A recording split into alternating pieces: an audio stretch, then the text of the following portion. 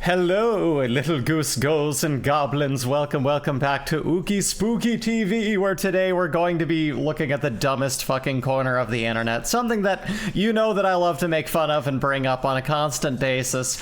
Videos on YouTube that are entirely dedicated to just skipping 101 of media literacy and going, what if this children's cartoon had a really dark backstory? And it's the dumbest thing ever, and it's really stupid. And I can't wait to sit here, munch down some popcorn and laugh at it with you.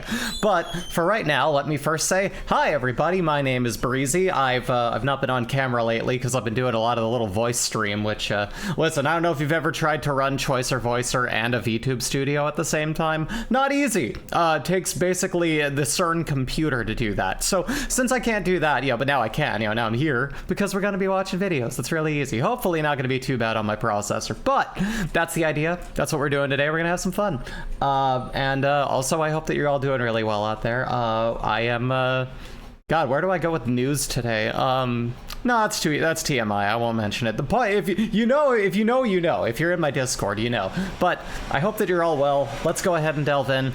As I mentioned in the announcement, it's a little bit of a content warning here. Because of the juvenile nature of the things that we're going to be watching, for the clickbaitiness of it all, there's a lot of things where, for reasons that do not need to be, there are mentions of, self-harm and suicide and being in a coma and, all that, and abuse, because, it just wouldn't be the Rugrats or Dexter's Laboratory without it, I guess. So that's kind of what we're looking at here. It's a very bizarre realm of the internet, and we're going to begin right now. I made a little, I don't know, I haven't seen any of these videos. First, let me tell you, these ones I found, I just looked them up on the interwebs. I found a thingy. And let me go ahead, I'm gonna move things over here, and we're gonna look at this list that I found here. I just made a quick little thing. So here we have this. Yeah, this is the kind of shit we're looking at. Everything scary about Super Mario 64. Unexplained creepy Mario mysteries. How Mega Man doomed humanity. Film theory. Dib is an alien. In Invader Zim. What if your favorite childhood media property was a little bit twisted? How about some cheeky little Nandos? That's right, Evie. That's right. And really, how would we, our childhoods are going to be ruined. Get ready for some childhood ruining fan theory. All right, right? This is going to blow our minds, right? So to all of you who, if you watch my channel, you understand at least how to read basic English and you've seen some kind of media. Let's see people who haven't and watch and see as they struggle to put together the basic building blocks of what actually builds a story. Okay? Let's have some fun. I'm gonna start just here. Let's just start at the top. Like I said, I haven't seen any of these. We're going in blind. What do we have? Also, let me make that big. Something always seemed off about Super Mario 64. From the terrifying enemies lurking in the worlds to the overwhelming mystery about what was hiding beyond the castle. In this episode, we will go over some of the reasons and am I theories right as or to am I why right? this children's game often leaves players with a sense of eeriness and caution as they work their way towards saving Princess Peach. This is gonna be golden.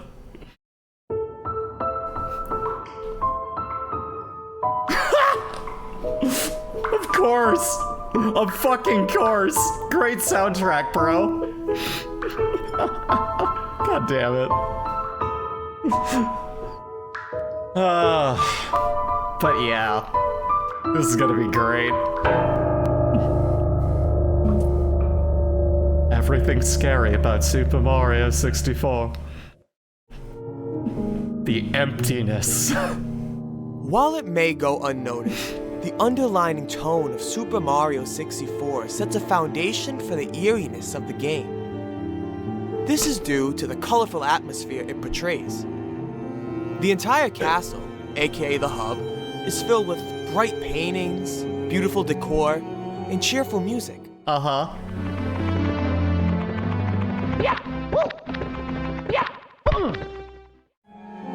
While this is a normal indicator of joy and carelessness, Peach's castle also does a great job of making you feel, well, alone. While the occasional toad may appear every once in a while, it is typically just you and the castle. On the surface, this may feel fine. Maybe the hub but world humans didn't have a have natural the fear of power empty to be spaces. running a bunch of This is NPCs why in the many middle of games every under the room horror of the category castle. make use of empty source maps. It's not that you're afraid of being alone. It's that you're afraid someone else is there with you.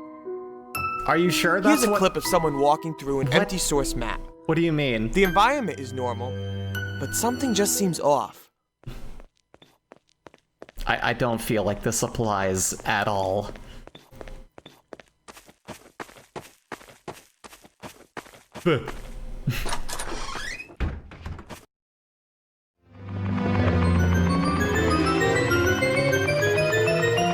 I'm also gonna maybe turn them down just a skosh.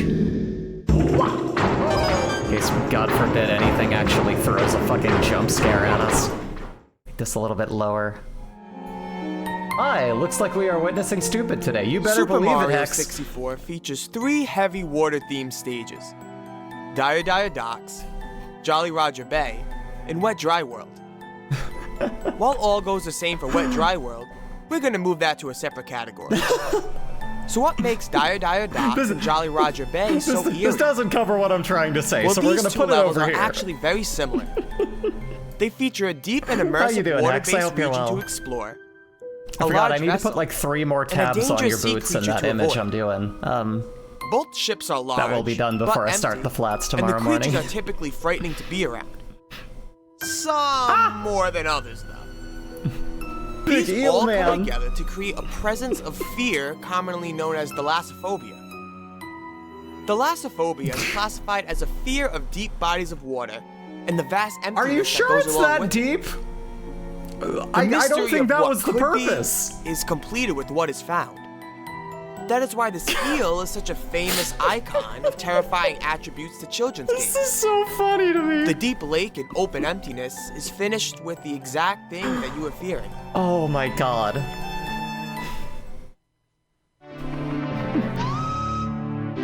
Bowser painting. Unsettling moment. Uh-oh. Wait, hold on. I have a guess here. There's a fear of having your expectations turned upside down and suddenly realizing that you've been duped or some I don't know. Let's find out. Let's see. Let's see if I'm right. Or is it not? I don't know. This guy's whole deal right now is Mario 64 is a horror game. Yeah, basically. Stupid Odds are, today if just you're being watching at the this bottom video, of the screen. You've Yeah. already heard L is Listen, real fear. that's just me. For those who don't, it is a If theory that anyone wants to Luigi clip is that actually an and unlockable just, character in Super you know, Mario screen cap 64. that. The proof of this lies in the courtyard behind the castle. Proof? If you enter the water fountain and look closer at the message engraved into the Power Star statue, Uh-huh. you can make out the words L is real 2401. Possibly one of the most notorious theories in gaming history, Excuse me. people still make fake leaks more than 20 years after Mario 64's release. While this theory in itself isn't scary, one has to think, why is this such a notorious theory? Well, back Because in the it's ages of Nintendo perpetuated. 64, there was no patch notes, That's... no data miners to search for source code. The internet was just kissing the fingers of the world, and many secrets in gaming was merely shared on the playground. deep! This sense of mystery, accompanied by no definite Jesus conclusion, Christ, man! left players to have an open mind about There's, what world was this is hiding actually, in the world of Mario 64. this is kind of a media lesson What about like secrets are learning waiting? not to read What too more much was into left to be something that found? isn't there. You know what I mean? How easy it is to do that. Hero Brian mentioned.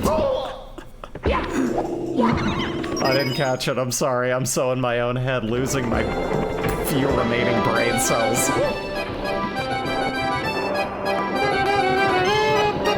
That's not unsettling. That's fun. L is real is actually implying this game is part of the Death Falling Note to your cinematic death is not an universe. Well, there you uncommon way to go, lose a see? life in Mario Yeah, L terms. from that. Many utilize it, but with Mario 64 being the first 3D Mario game, the boundaries were limited. The N64 could only apply so much detail while still keeping a playable frame rate for players. I love Far Away Mario. This is a big reason I love why that all chonky stages little in Super dude. Mario 64 are merely boxes in the sky. But looking below, or out in any world, you will likely It's find the same Mario, result. like boxes in the A sky. bottomless black void or an endless emptiness. Ah. Anywhere you couldn't walk was nothing. Especially for young players, this lack of something kept an unsettling feeling to all locations. Even the castle grounds lacked structure past the sloping hills. Mario 64 also Here's the seemed to thing. stick. That's the thing. I guess he's talking about everything scary. Here's the thing. I'm not hearing any theories. I mean, there was like that one, but like this is just like, wow, this game's pretty creepy, huh?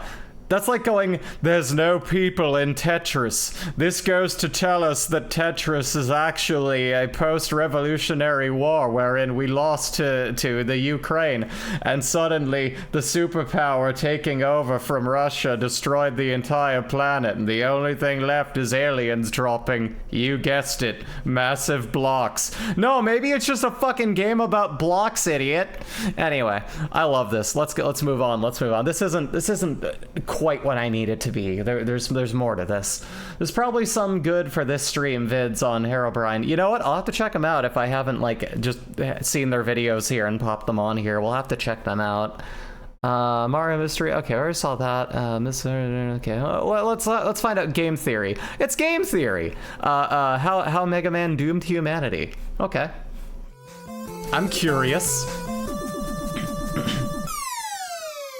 Hello, Internet. Welcome to Game Oh, does this need to be louder? Whether it's work, school, or just a Is tough the audio day, good on you can this? Let me always know. count on us to be the mental E-tank that keeps your energy maxed out. Today we're going old school to talk about a franchise that no The one only cares Tetris about lore I called need is Capcom History of the themselves. Soviet Well, Union least of all arranged may to be the an melody of exaggeration. Probably Tetris. the entity that cares the least about this franchise Nice. is YouTube algorithm. Ain't nobody seeing this video. Anyway, today we're talking about Lego Man, or more specifically, his villain, Dr. Wily. Don't forget to like, follow, and subscribe, because I'm one of the top YouTubers of my time, and no one's gonna see this recommended.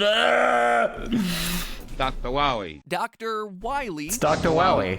Sure, whatever he said. But today I we're not prefer covering Wowie. the usual. Dr. Wily is actually the hero of these games. In part because I already did that theory. No, friends, far from it. Today, it's my goal to convince you that despite being beaten over and over and over and over and over again in this franchise, Wily is the one that ultimately comes out on top. In the Mega Man series, you lose. The bad guy wins, and humanity suffers big time. Ladies, gentlemen, and beloved household appliances, That's strap me. into your rust jet and get those busters a charging. It's We're like he about to ruin knows. Mega Man. Before digging into this theory too much, it's Ruin important to Mega recognize that Man. the Mega Get Man ready timeline for is me to essentially ruin your broken into childhood, four main everyone. chunks: Mega Man Classic, You're not Mega Man ready X, for Mega Man this. 0 and ZX, as well as Mega Man I love it Legends. so much. Except there's a twist here. As early as the first game of the series, there's something deeper at work. You can actually see why Terrible box art. evolving in his techniques, creating a massive character arc that spreads through a huge chunk of the Mega Man series. And if you read between the lines throughout the course of Mega Man Classic to Mega Man Legends, you'll soon see that after years and years of defeat, Wily accepts his death as an inevitability. He begins Also, a thought occurs. I should put on closed captions, actually. There we go. Yeah. developing ways to keep his conscience alive, and he eventually succeeds in destroying all of humanity. Wily doesn't just win by the end of the series, he dominates. And how do we know all that? Well, it all starts with the OG Mega Man on the NES. Throughout all of the classic go games, on. we watch as Wily learns and steals from his rival, Dr. Light. It's never told to us explicitly, but rather it's much more subtle storytelling happening through the increasingly complicated development of Wily's robot masters. Using the Japanese manual for Mega Man 1, Dr. Light receives news stating, quote, "The robots you developed are going out of control, one after the other. At this rate, robots will take over humankind." Of course, Light has no idea what the message is referring to, but If you've quickly listened makes to the connection Proto that Men's Dr. Fine Wily albums, you know, modified the you already robots know that this. he developed. So when the series starts, Wily is forced to steal Dr. Light's robot. Crazy that they made a game about it. Ow! The experience was useful What's because wrong? by the next Pathetic game, little Wily cat. Hey, was Night actually Racer, how you figuring out doing? to Gonna build wet his yourself? own Gonna hero explode robots. all over And the the When place. Proto Man What? Act 3, I mean, Starter Collection, we're told There by is no Dr. greater Light, question in this somehow world. managed to complete 8 of his own I mean, for Christ's sakes, I robots. opened up Thus for them with my begins a punk path. band. I've Wiley basically is lived my constantly fucking losing, dream. but And I got also to see them for improving free. himself So based on that the was events great. From the previous game. In God, Mega that Man was so 3, long we see ago. in the third castle stage Where that is Wily's Proto Man progressed Act to create 3? his own Tell me. rudimentary Mega Man clones. These Mega clones make a nice blueprint for him to build upon, leading us to Mega Man 5 and Thank the you, I needed that. introduction of the Dark Man series. Unlike other Robot Masters who are named based around a certain function, Dark Man is the name given to 4 different robots, with only Roman numerals differentiating between them. These guys are particularly interesting as they mimic Dr. Wily's growth in the most literal way. Darkman 1 has tank treads and represents Dr. Wily's early and inexperienced robot development. Darkman 2 has legs, more complicated on the movement side, and electromagnetic shields. Oh, thank you, yeah. Buster. Darkman 3 is all Buster. Listen, we were fun, but we had no business. Like, we legs in an effort to mimic Proto we knew the, Across the 4 stages of Wily's castle we in Mega Man mildly knew 5, the person we who see ran the that evil venue. doctor's design process becoming and more and they more were just like, we've been waiting sophisticated. for From like a tank time to treads book one of the you, hardest fights that you'll and we encounter have a in the nerd classic themed series, thing, unless, so of course, you hey. have Beat the Bird, in which case it's Because we were like Mega Man office 7, core though, punk, is you where know? we see all of Punk this songs learning about come like beating together up as your he boss reveals and his like, version of Mega Man and you know. Rush, the robots, bass, and treble. Mega Man 7 is also noteworthy because this is where we start to see the Doctor's changing mindset. Up until this point in the series, he's only been focused on creating the strongest robot, but this time is the first time that we see Wily truly create a failsafe in the event that his plans crumble. At the end of 6, Wily is jailed, but expecting this, he programs his lab to boot up and push out 4 robot masters in the event that it's left undisturbed for 6 months. Oh, and yeah. this becomes a staple from this point forward in the series. Wily has backup plans. He stops building for the now, and he starts building for the future. Now, I'm no doctor, but to me this seems like the kind of shift in behavior from someone that's beginning to realize that they don't have forever to reach their ambitions. Following Mega Man 8, or maybe that they keep getting caught. Mega Man. we have the fan-named Mega Man 8.5. You don't or have to Mega Man make that Base, a I lesser-known swear to Mega Man fucking title that Christ. stayed in Japan until the release of it on the Game Boy Advance in 2003. I played In the this game, we Japanese see 2 version major first. events. Base rebelling against Wily, and Wily brainwashing his own creations, which should be redundant, right? Why brainwash the things that you yourself are creating? But Base's betrayal in this game shows us exactly why Wily's pursuing this. Wily is learning that robots, to be truly powerful, have to have free will, but that free will comes at a cost, them turning on you. As such, he needs to either A, get robots to willingly follow him, or B, assert his own will in more subtle, underhanded ways. And in the next few games, we see exactly that. In Mega Man 9, he targets robots. I mean, look, at least that are this guy's slated for making a termination, claim, and what right? he tells them isn't unlike the way that he sees the world himself. Quote, you work hard for humans, and then they destroy you when you're no longer needed. Just because you reach some arbitrary expiration date doesn't mean you should be scrapped. And the robots are convinced. They willingly follow him. The plan doesn't work, of course, but it's interesting because it reflects Wily's mindset at this point. Like we said, he's planning for the future. He knows that he won't be around forever, just like the aging robots. And so his focus is about what's coming They don't need next, him and they kick him prolonging his aside. own life. Perhaps Which he's been a segues to robot Mega the Man whole 10 and Wily's time. most important scheme in all of the classic franchise, the creation A of top the hat. Robo-Enza Oh, virus. no, what? At first, symptoms of this virus are pretty much what you'd expect from a robot version of the flu. But after a few months, the infected robots become dangerous, with the following text displayed on screen. The infected robots turn violent and attempt to take over the world. Violent? Okay, that's fine, I would Which accept I'm that, totally but take not over the doing world at all. is a very specific Don't mind me. behavior. There's only one person in all of the Mega Man series so far that's expressed interest I in this wasn't sort of built by goal. Wily, at One, least, what so we see that with that Robo-Enza helps. is a prototype Wily virus, a way to preserve his life's goal, a way to preserve a piece Giant of hands. himself after he dies. But It's a it good needs more goal. development. After he's defeated did in not Mega Man skip 11, Hand the Day. latest game in the series and likely the last time that we see these characters alive, he makes the oddly bold claim, "My plans have only just begun." He's got something else in the works. Which brings us to the X series, where everyone in the classic series has long since passed away. So what was Wily's ace in the hole here? Well, since the early 90s, it's been theorized that Zero, the super advanced red robot with a laser sword, was a Wily creation. A robot designed to be the perfect Mega Man killer. There was even this incredibly fun fan game named Mega Man Unlimited that bridged the gap in the story, showing Zero as Wily's final and most prized and most violent work. The Should I culmination of play all it? his experiences up to that point. Now, none of this was ever officially stated, especially in the games, but We it all was think we're always safe very, till Breezy's very Maverick heavily arc arc. That's probably not gonna happen. Rockman Unite, a 30th anniversary event. What a heel turn franchise, that would be for me, right? An official design document from Mega Man X1 way back in 1993 confirming that Capcom intended all of this from the start. Zero is Wily's robot. But how does this help us with the theory? Well, it's simple. Did you catch the peculiar note under the Zero project? Wily dies at the same time Zero is completed, and yet Zero is in stasis when he's discovered almost 100 years later. It's presumed that Zero was sealed off because he was too violent to be Oh yeah, I guess that controlled, makes sense, because then you're fighting like Dr. Doppler and Dr. fucking Sigma, the Sigma guy. Now, So you'll notice another branch the Sigma on this male, flowchart, huh? Wily's Robot Virus Project, the evolution of his Roboenza plan from Mega Man 10. We know from that game that he was infusing elements of himself, his plans for world domination, into early versions of that virus. So we know Wily injecting his will I into think a programming virus, something thus to infecting destroy the robots, world is isn't a little infusing far-fetched. your And though the chart wanting says to take Wily over died the before world virus was data, but, completed, you know, remember, this is from phrasing, very fine. early in the design process for these games. In Mega Man Power Fighters 2, Wily alludes to something much different. With this robot and Also, my sorry for other the state of my project voice, y'all. complete, Jesus the world will be Christ. mine. It all leads to one conclusion. The virus Allergy quite season.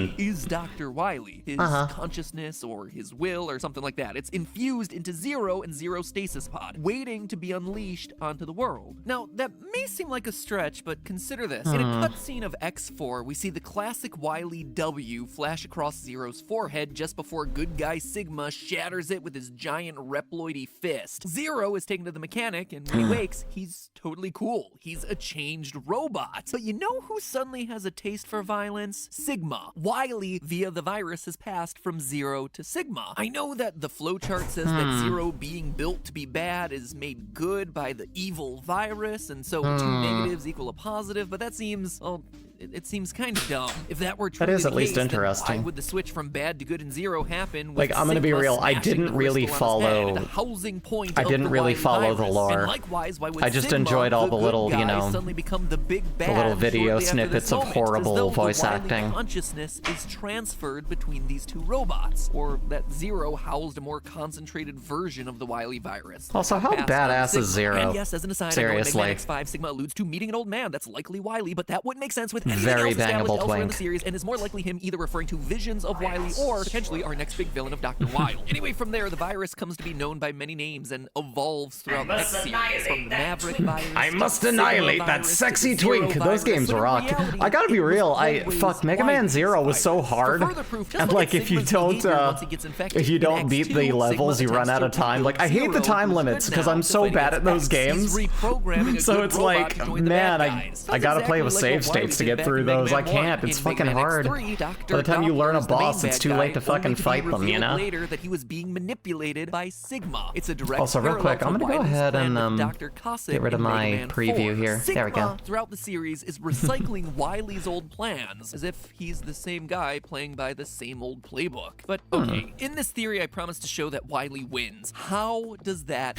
Wily happen? wins. Well, from What do this I point win? forward, Wily, A punch in the through gut. Sigma and the virus, Ooh. plunges the world into a I remember constant getting state stuck of on the war. first boss Cities are of, I think, destroyed, Zero 2 space for so long. stations No, fall to yeah. Earth, thousands of Like, human and Jesus robot Christ, lives are those were lost in the hard. hands of this robot war. Wily, It's like, oh, you thought Mega Man was hard? Oh, no. No, my dear sweet child. No.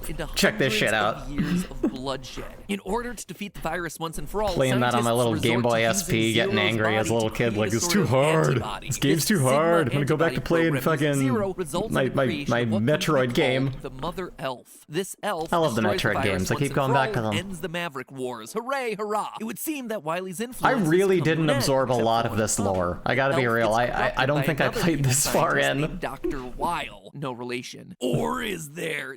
There isn't really, as far as I can tell. And this sends the world into yet another series of wars, the Elf Wars, which is the plot of the Mega Man Zero series. And who's responsible for those Elf Wars? Zero himself. Who's responsible So much for so that those the Elf original Zero Wars? exiles himself away multiple times. There are even clones of him made to become some of the most threatening murder bots on the planet. These wars, which last 4 years and ultimately are only happening because Zero the robot is a thing that exists, end up being more destructive than the Maverick Wars, resulting in 90% of Reploids and 60% of all humans on Earth. It gets really being killed. fucking And all of depressing. Again, It is really tying back does. to Wiley's creation of Zero and the virus. Like, I think the last time I Humanity played needed one a of cure those for the games, virus, one of the they later used ones, Zero, it's just and like, everything went to heck. All of it God, created chaos everything's just hundreds dead, and you're of just trying to years stop after an his already death. falling There's apart also the world. ZX It was a little series too much extended like over the lives of reality, and I was like, this human isn't robots fun with anymore. I'm super sad. biometals, but that's kind of I want to play side something point. happy. Anyway, all this The Zero destruction games on really Earth went from full various wars, post-apocalyptic. coupled No, with yeah, the they massive really flood, did. eventually forces I remember the one where you're humanity like to saving retreat to everyone from the safety and virus and safe. shit. So You're we just enter trying the to keep final things phase like of the standing Mega Man upright, timeline, and Mega Man Legends, everything is set just totally thousands shut of down. years after the ZX titles. In Legends, we meet the Master, the last of the original Kind of the humans. COVID of their Do not whole forget, timeline. The Master is the only true human remaining.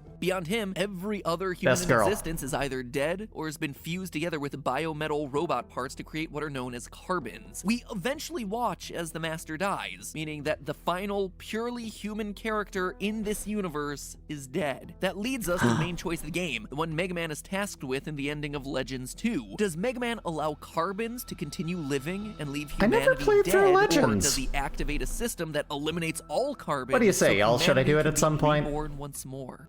I bet I could probably run it. Was meant to be run only after the Master and all other humans have died. It uses their genetic codes to clone new humans. Mega Man decides to fulfill his master's wishes and let the carbons Yeah. live. And with I think that, I will. humanity is and remains completely extinguished. By the end of the Mega Man timeline, the last human has died, and there are no plans for recovery. Thanks to the I mostly actions just of watched my Wily, the sister human play it, so I race got a lot of is the extinct. soundtrack It in my took him head, over but 3,000 years to do it, but he won. And it was all because the Robot Institute of Technology chose to go with Dr. Light rather than Dr. Wily's proposal. Screw About a you! butterfly My television effect. remote will From make Penny Squabble billions. to stealing robots to turning himself into Why a is it freaking just virus that Eggman? prompts multiple wars. the Every bad guy extermination is of just millions, and Eggman. the human This was the race voice had we to did for evacuate Sigma when we space played it where on they Wife eventually City. Die out. Without this feud between Dr. Every Light and bad Dr. guy. Wily in college, none of it would have happened. The conflict between the two doctors.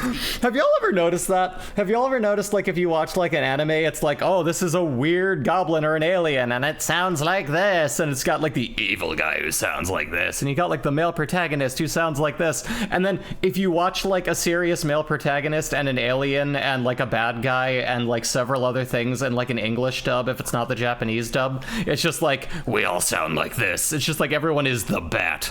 I watch over this city, Sin City, me, Batman.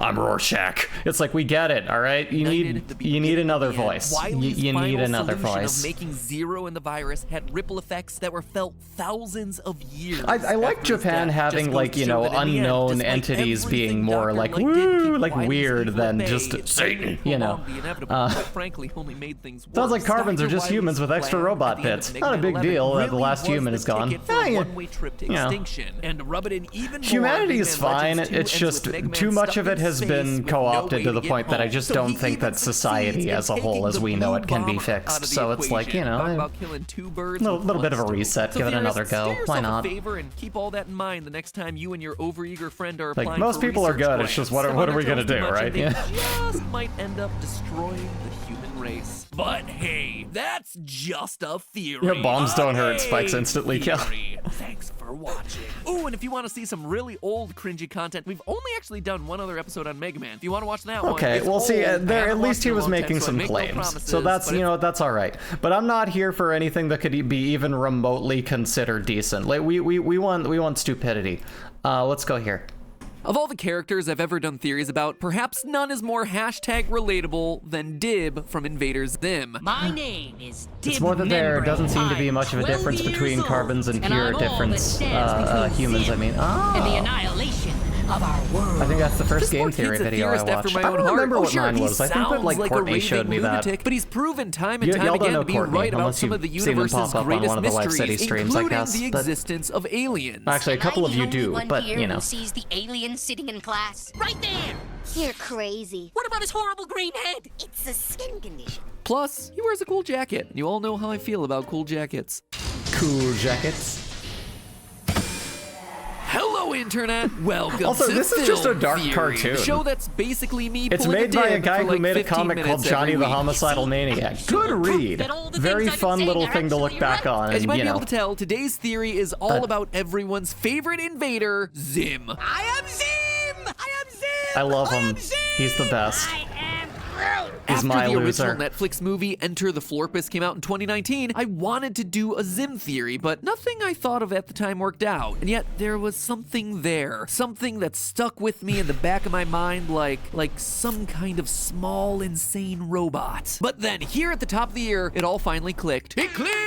After rewatching the series again, I think there's been a secret hiding in Invader Zim from the very beginning. A secret that turns the show's entire premise on its head. A Never watched secret Game that, Theory unlike before. most Don't of our really feel like theories, I missed think much. is No, yeah, you actually really didn't, intentional Evie. by the creators of the show. Today, This is I'm one gonna of the prove more to you that renowned Professor and like higher Membrane, quality Earth's of most one of the renowned lowest human quality person ends of scientist YouTube. and father of the proto-MatPat Like, known you as can see, Dib, like, is you know, there's actually production an quality alien, here, for just sure, like Zim you know. himself. And now, He does a little the man without research. whom this world falls into chaos, still- and the inventor of Super Toast, Super Professor Toast. Membrane. Now, admittedly, I'm a bit I've late to always the wanted party. Invader Zim's been toast. off the air I've always longer than wanted I've been Super making Toast. film theories, so let's just get quickly caught up with the story so we're all on the same page. Many years ago, the alien named Zim was put in charge of Operation Impending Doom, a plan by the Urkin race to invade many planets. Let us rain some He wasn't, but like, we know. down upon the filthy heads of our doomed enemies.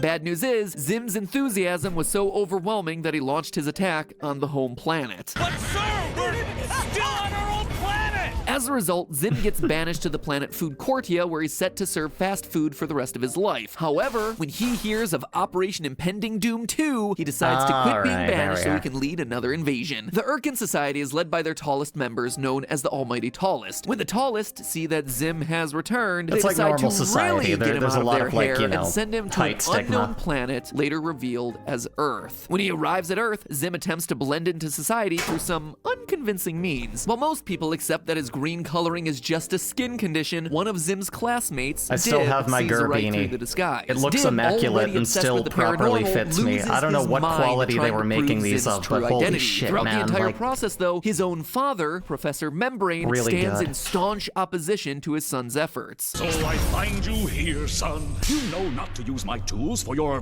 parascience. As one of the world's leading scientists, Professor Membrane claims to have revolutionized every field of scientific study, and he takes a hard stance against the existence of the paranormal. Membrane leaders are just constantly taller than tells Dib everyone that else. his The fake Warhammer science is 4K inferior metric to for Membrane's leadership. real science. I mean, there despite seems to be a sometimes constant being in presented society with is both, overwhelming you know, evidence real of and the fake about existence of that. Like, aliens. There I'm are tall. no I think we've all aliens. decided You've I'm watched in no charge here. transmissions Since you were a baby with an enormous head. It's time to move on, son. You know whenever we see like, you know, footage of like, yeah, this is, you know, a picture of like the tallest woman or like the tallest man, you know, or whatever, like in whatever country, like, you know, the tallest person in the world, they should be in charge of wherever they are, right?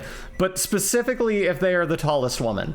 Because listen, a giantess run society would be a paradise. Probably. I think so. We'll find out. You know, let's try it out. We can try it out. And Give this us a is our trial first run. clue Let's that give it a Professor go. Membrane isn't all that he seems. Despite Although that might give them too much power, because actually when you think about it, you look up to them, it's just like, you know, but what about these horrible political ideologies? And you're just like, mommy.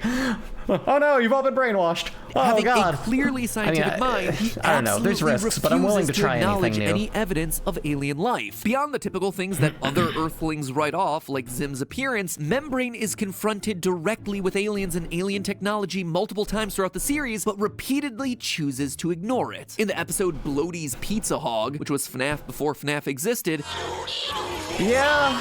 Dib and his sister Gaz call Membrane from a working Urkin spaceship. No reaction. Later, in the Invader Zim movie Enter the Florpus, he's confronted with a garage of evidence, but again, declares it all fake. As a man of science, I need proof, and I just haven't That's all it seen is. Proof? How do you need He more needs proof. than this? Everything I've collected from my countless battles with Zim, I wish just once you'd have my back. Wishing isn't very scientific, son. It only gets worse considering by the end of that movie, Worse, Membrane Dad. is abducted by Zim, taken to space jail, and surrounded by actual aliens. Rather than considering all the possibilities of such a wild discovery, That's not true. Worse dad still has to constantly go to the dad from Hunter x Hunter. Like that's just, you know, because he's Membrane instead acts he's like also the whole just thing was not just there, a hallucination. you know? Well, that was very Shitty convincing. dad. Because it's real, Dad! He even admits confusion over the existence of his alien doppelganger Clembrain. I'm very confused right now. But continues to deny the existence of aliens, often going on TV to make Oh, such he a does claim, not want even to at the believe. expense of his own son. What about that glowing thing? Look at it! That's no human glow! Possibly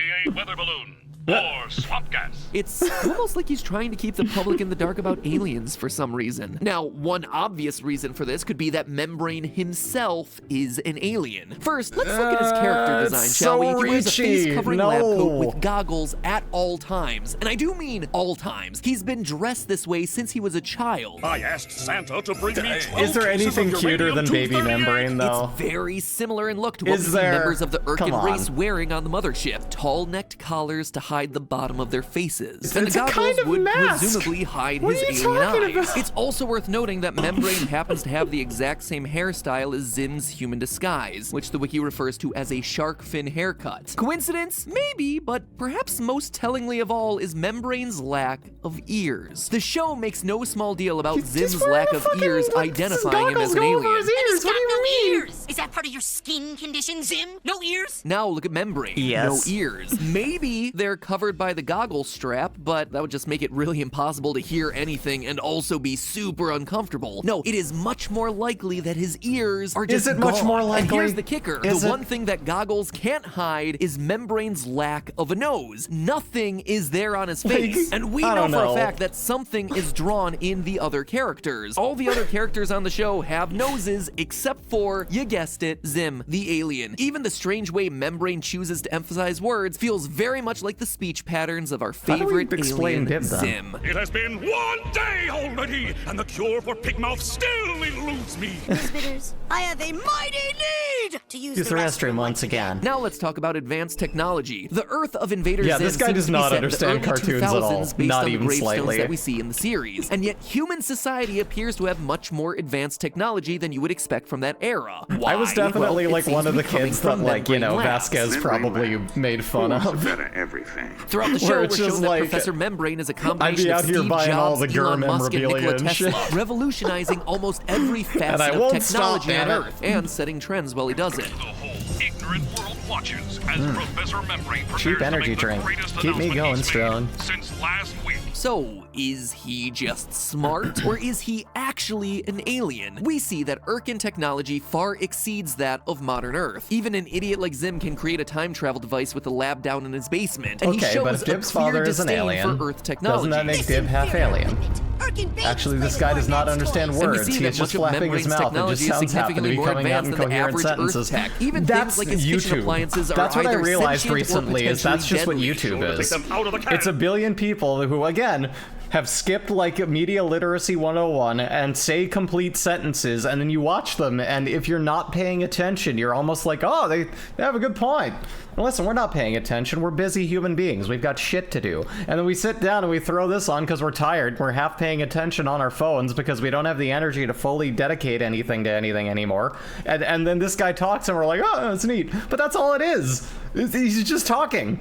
He's just saying words. Or the explosion will That doesn't make you destroy right. all It just human means you're life. saying Now, words. advanced technology alone doesn't necessarily mean that he's It's an called alien. The politics. fact that It's his been a tool technology for a long looks time. A lot like Urkin technology, though, does. A lot of Membrane's tech You can has say a weird lot vacuum and tubes, say nothing. bulbous shapes, and purple coloring. All the signatures of alien and specifically Urkin tech. In one night, Membrane is able to add an entire wing onto his lab to research Gaz's pig girl mutation, which is something that we know Urkin technology does. And when it's done, it happens to look a lot like the inside of an Urkin base. But it all goes beyond mere aesthetics here. Membrane Labs' It tech might just is be that the cartoon canonically has an Urkin. In one aesthetic. episode, Dib is taken captive by Zim. To escape, Dib needs to hack Zim's computer, and then this happens. I only hope the Urkins just happen to use the same operating system as me.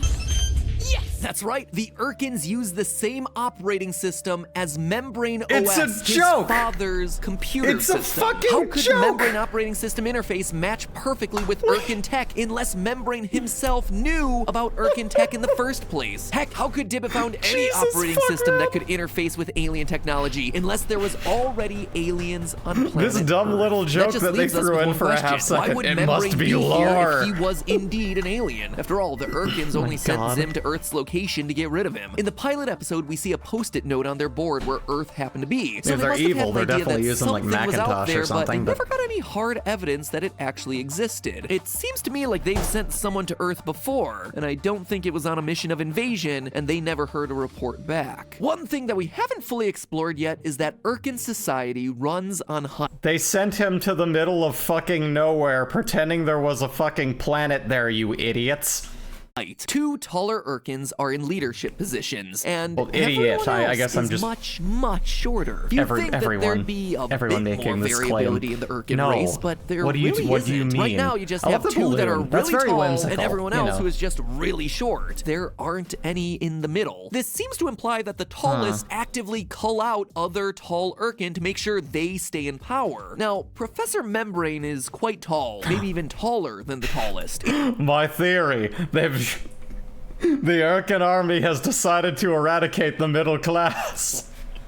It's possible that the tallest, in order to retain their rule, sent Membrane out to What Earth do to you get rid of mean? him, just like they did to Zim. Only Membrane was smart enough to know what was going on. So rather than destroy Earth or call back to the mighty tallest, Membrane decided to conquer and rule the planet for himself. And honestly, this is exactly what he does. Once you understand that Membrane is an alien invader, things start to make a lot more sense. In this universe, I hate that man's humanity is kept face. stupid, I really fat, do. and helpless by the I massive know it's warped. corporations, Like, which are especially all it's worse owned because by it's, like, Membrane. His thumbnailified, but technology Christ, is ever man. present throughout Earth, from the skiffs that they use to transport captured children in school to the wrist devices worn by everyone on Earth. You Even like his ice commercials cream. allude Your to a life is dark future where meaningless the without technology ice turns cream. on everyone. There may come a time when we at Membrane Labs stop making the world more amazing. That time is not now. Where Zim doesn't understand an invasion to be anything but reckless destruction, Membrane truly invaded and conquered Earth for himself. The new membracelet harnesses that childergy tomorrow. Children will hold hands, encircling the planet in a peace unlike any the world has ever known. Those membracelets, by the way, have a weird added feature for a guy who doesn't acknowledge life on other planets. Son, the membracelet is just for running apps and world peace. But theoretically, one could use it to create a galactic Stargate of sorts. This guy really It's is certainly just, you know, he's unusual, just unless, Elon of course, Musk. it's a device used to show your final control over all the children of Earth. disgustingly No wonder he was evil, so pure excited to the for fact Peace that Day. he It is, showed you know, his final and complete capitalist. dominance over the planet. Tomorrow is Peace Day, and nobody is as excited for the big celebration as I am. Not scientifically possible! So Professor Membrane could very well be an alien And you that's know, that's the other thing too. This newer episode as well that He is as came out, the excited- last one. You know, look at this. This is exactly a pamphlet on something feel good and stupid that can't be promised by a corporation. This is all, it's a play on that. That's the bit. That's the bit. It's a For the bit. big The celebration Mega Man as video I am. misled me about this guy, but being fairly hinged. This is much more So what I expect Professor from memes Membrane on this could guy. very Exactly. well be an alien that successfully This is what I was conquered the looking planets, for. But that brings This up is the the cruelest stupid. twist of them all. Dib. Dib is funny. Throughout the show, everyone, and I do mean everyone from aliens to demons, comment on his head. Who's that large-headed kid? I think I've heard enough about this. But his head Let's is move on to the next subject, because for the life of me, I'm not even getting anything out of this. Let's see. Link is dead. No game theory. Give me something new. Give me a screen rant. Be amazed. Oh, here we go. Video game theories that'll ruin your childhood. Let's ruin our childhood, everyone. Gamers It'll be are funny. a seriously passionate bunch. After spending hours, days, or even weeks me, playing a change single my, game, there some we go. seriously hardcore fans will seek out tiny in-game details left behind by the developers. Anything left move this unexplained over can have a beyond fan it. base spinning A little bit theories quieter. that point to There a we much go. darker picture off screen. Darker and picture. disturbingly, not even your favorite childhood games are safe. From Mario's insatiable hunger bit lower for there. souls There we go. to people eating Pokemon, Mario's hunt it's for time to shatter the souls? fourth wall and take a dive into a few theories. Oh, that'll that's ruin probably your a hell of a favorite video childhood from this games guy. forever.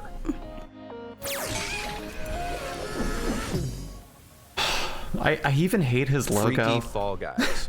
When the platform battle royale game Fall Guys was released in 2020, the gaming world quickly fell in love with the battling beans.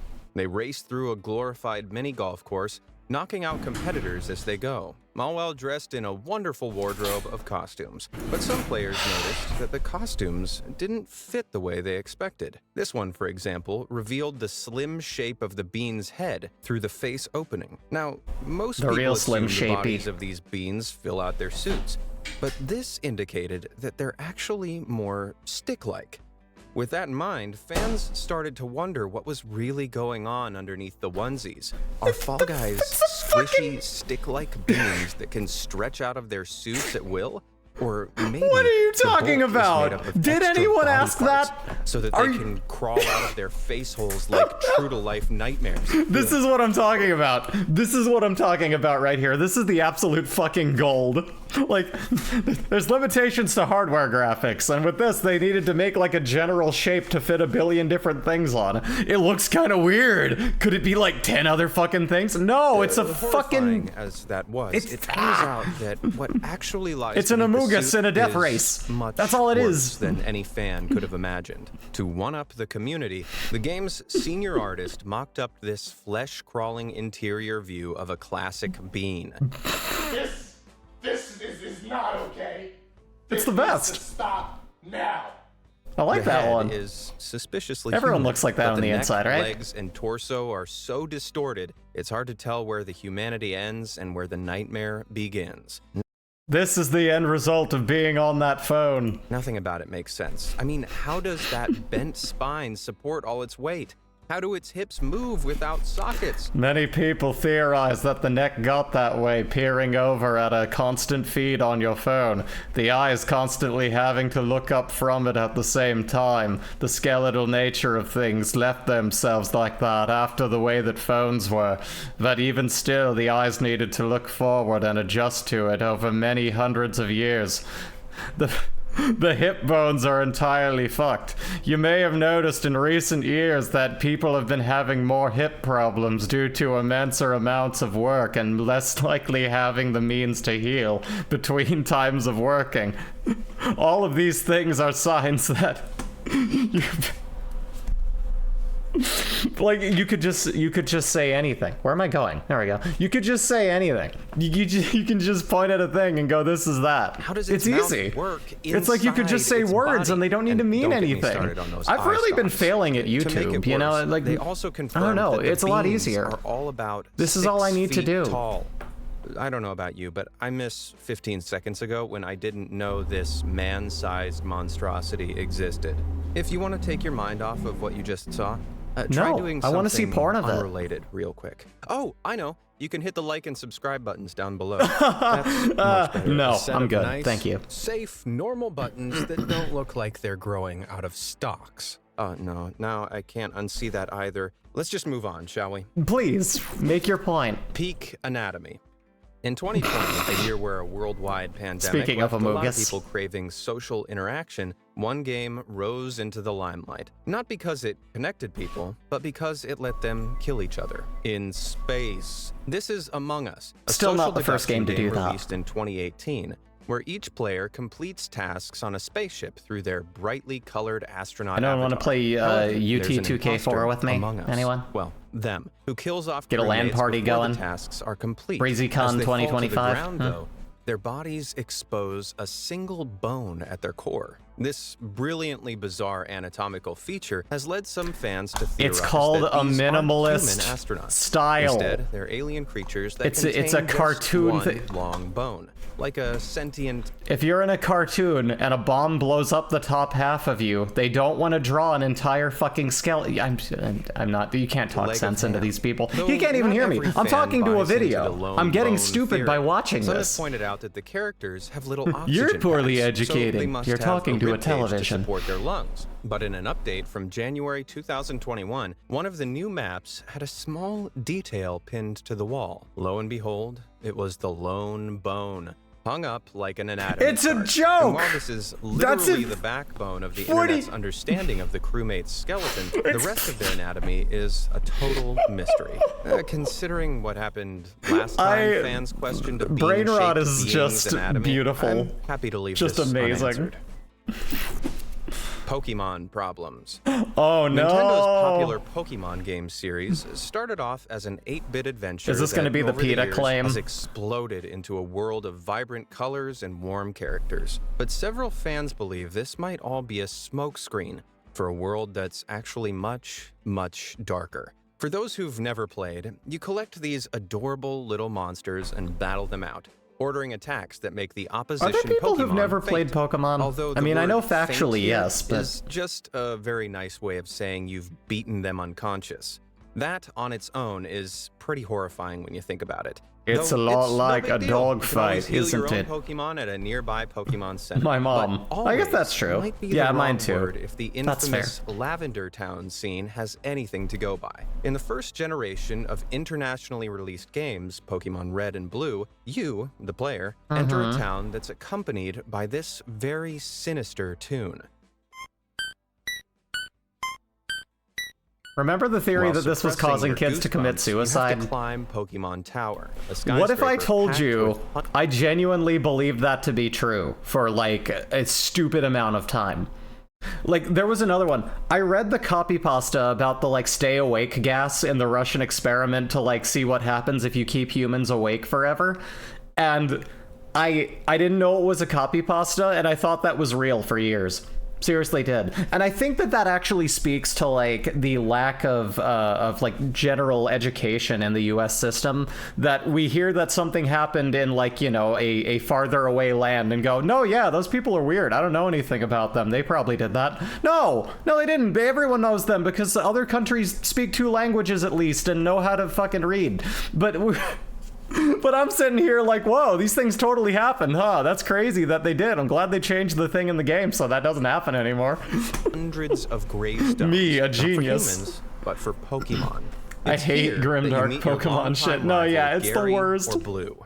He immediately asks you why you're there. Love to if create none hours your of content Pokemon by are dead, pretending to not which is know what strange jokes are. because No, that would right? indicate he's there because one of his Pokemon It's has real passed on. easy In every to battle you've find had really before, he strange sends out a things when you Rattata make that's strange evolved things out into of a things that Raticate. aren't there. But this time, the Raticate in his party is missing. Now, the last battle you had was aboard the SS Anne, a ship without a Pokemon Center on You board. killed In theory, him. this He's could mean dead that now. After losing the fight on the ship, your rival rushed to the nearest Pokemon Center, but was too Everyone late to save hydrate. his That's the Raticate. hydrate belt. Wait, does this make you a Pokemon killer? This theory is pretty upsetting, to say the least. Almost as upsetting as Maybe burying after he hundreds didn't of beat you with Pokemon it, he in pulled out a skyscraper. different So Pokemon, creepy. huh? But it's not the only disturbing detail in the first generation Pokemon games. Post-war I feel like the more you watch In these, the Vermilion dumber City, you get, and the Pokemon easier it Gym is to get through Battleground is life. run by Being the smart has been nothing but a military-mad curse to Lieutenant me. Surge. When you And even approach just him, he makes a knowingly one-off watching something comment that stupid elected helps my brain Pokemon turn off saved him during the completely. war, and that they zapped his enemies into paralysis. Sounds like something your crazy uncle would blurt out at Christmas. But hold up, this means that Pokemon were once Does used it? as weapons in an actual war. Does it and really? Lieutenant Surge is I wanna- only middle-aged, if his Every moment that one of these channels makes a claim like that, I just want to sit them down and go, okay, so pause for a minute. Explain yourself. What do you mean? That you don't actually know what you're talking about. You're saying a thing and you don't even believe it and you have nothing to fucking back it. You like, does that sound like something your crazy grandpa would say? Does it? I don't think so.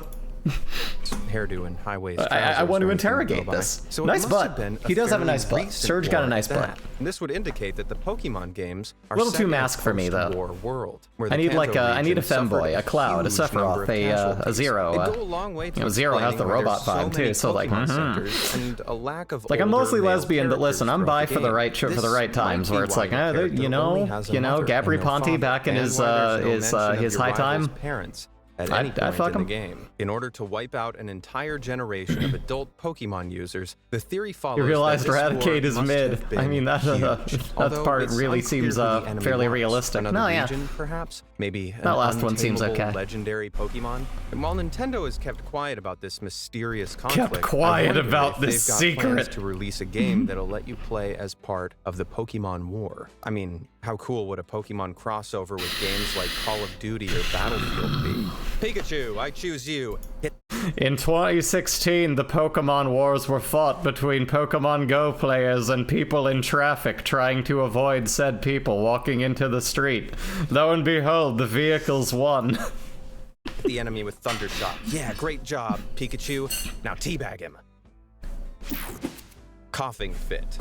While you can find many Pat Pokemon predicted in the Pal wild, World? not all of Did he? them are natural. Porygon, for example, is a first I mean, I don't. Pokemon This isn't Matt made Pat, is it? entirely out of computer I thought that code. was the other guy. Proven Pokemon can Isn't be there guns created and shit in that for some reason? artificially. I don't With that know. said, I just know what that it was a happens when game these that was like artificial Pokemon that got creations go banned, and I wrong? never played it because I one didn't want to theory get has an into a answer in the game that form of I the knew poison was about to get Pokemon probably banned and wiped This off of any happy ball servers you could play it toxic on. I had no gas is interest. a favorite of the evil Team Rocket throughout the original games. But this No, yeah. bunch I of think Game thieves Theory that we would were be watching much earlier better was them. But suited listen, to aren't they all ghost-type just kind of the Pokemon, same seeing person? as they can Isn't this slip all the through same walls, kind of wavering disappear entity? instantly, and really frighten their victims? There are only 3 ghost Pokemon in the original games. Now listen, they have their own, Ghastly, you know, Haunter, autonomy and as a Gengar. single And human they're not being, but I'm easy to saying catch.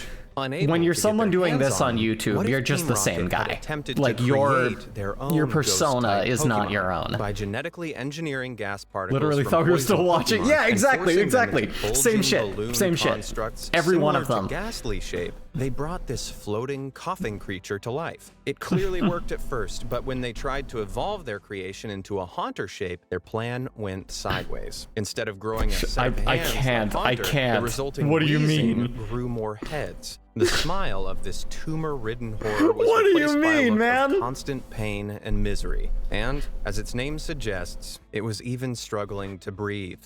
Faced with the It was menacing called monstrosity they coughing. created, Team If Rocket you admins evolve abandoned cough, the it project becomes a and gave the wheeze. poor Pokemon to their grunts to use as cannon fodder. That theory's so evil, I wouldn't put it past Team Rocket to try. Hold on a A minute. ghostly relation. It's no secret that wow. all Pokemon are identified They grow these by their fuckers in elemental vats. Here's where I would properties, spout ranging from bullshit to fire support and that water idea, to but dragon that's just a and steel. theory. But A it's game ghost Pokemon theory. that stand out as some of the oddest. Oh my god. Sorry, oddest. Because if the 3 Shut up. original ghost Pokemon, Shut up, Ghastly, be amazed Haunter, on and YouTube. Gengar, really are ghosts, then what Pokemon Zoink, are Scoob! they ghosts of? One theory argues that the answer is lurking on the other end of the spectrum, in the realms I thought of that the was a funnier original question fairy when it came to Pokemon. like, well, Fairy they're ghosts at the types pet are a cemetery. mystery, with moves and Who are the abilities ghosts in, more like, you know, the magical haunted than any other. castles? You While know. little is known about But really, them, it's there's not a who. striking Who is where it gets similarity stupid. Like, listen, say you're playing Mario, right? And you're just like, you know, happy little cartoon spooky ghosts, but it's like, if they're ghosts, this means that these are all people who died. That is kind of eerie, right? If you think about that, it's like, oh, it's a little bit, But what these channels have done is taken that and gone, clearly these were all the people who used to work for Bowser, and now they're trying to... No, it's just, yeah, if you're a ghost, you're a dead thing. That's, Gengar. From their you know, what pointy do you... ears, stubby limbs, and 3-fingered hands, their silhouettes are unnervingly It is kind of funny similar. that they're like, Not I mean, only well, that, that's the thing, but they're Gengar Japanese, is like, sort of also like known spirit as the ghosts, but shadow like, Pokemon. you A know, shadow of what? Well, wouldn't it when be you funny if flip they it were all around like, all the boos this, were like ghosts of just really round, like, almost think not. orbital people? Could this mean that Gengar is the dark spirit of a very sweet but very dead Clefable? No! Well, if so, then what about the fairy Pokemon before Clefable's evolution? Do they also I'm gonna have say ghost-type no. counterparts? Upsettingly, the theory follows that the adorably tiny, ball-like Cleffa perishes into the ghostly sphere of Ghastly, and the cute-eared Clefairy is trapped in the form of Haunter. What kind of dreadful end did these poor Pokemon meet for their souls to be trapped like this? Well, I have another theory, but I don't think I you're have going to another be able theory. to, It's stomach going it. to be very dark, so prepare Soylent yourself. Green is Pokemon. Since the Pokemon What? games debuted, fans all over the world have wondered if normal animals exist in its universe. If they don't, then what do the people there eat? This isn't really addressed in the earlier games, though in Pokemon Sword and Shield, you can cook up a delicious range of curries and share them with your Pokemon. Hell These yeah. all seem innocent enough until Listen, you cook I up didn't a care about sausage curry. Pokemon since like the original Game Boy era. This is how they pulled me in, right? You can cook now. You can hang out and play fetch with your Pokemon. Listen, I am such a fucking mark for that shit. I was like, fine. Jay and I watched the announcement for this on the Nintendo Direct, and we were like, more Pokemon. who fucking cares? And by the end of it, we were like, well, god fucking damn it, now we're gonna play this. You know what? It was fun. It was a fun return to that. I enjoyed it. I'm good now. Yeah, Sword and Shield was fun. There hasn't been any mention of regular old pigs in this universe at all. So, are those sausages made from pork or pork iman? Perhaps I'm overthinking this. Maybe they're just a good look. Guys, I have a dark life theory. What if when we eat pork, it's those little piggies that we see on farms? What if, like, actual animals in the real world are actually being used as food? Because that's what they're saying here. Food for thought, am I right? Looking vegetarian alternative. Though it's hard to rationalize how bluntly named bone curry could be made without any kind of meat. Pigs are sus. Animals No, yeah. do exist in this universe then. We just haven't seen them, ever. I mean... You ever see an adorable little, like, listen, I love pigs. Like the animal. They're very cute. I feel like they got a raw deal, you know, with, like, you know, just the naming convention for, like, you know, policemen. Because listen, ACAB motherfuckers, like, police are bad. I even have a thing for that. I think I still have it on here. Do I still have my little gum ACAB logo? It's on here somewhere. The point is, yeah, I do. Here it is.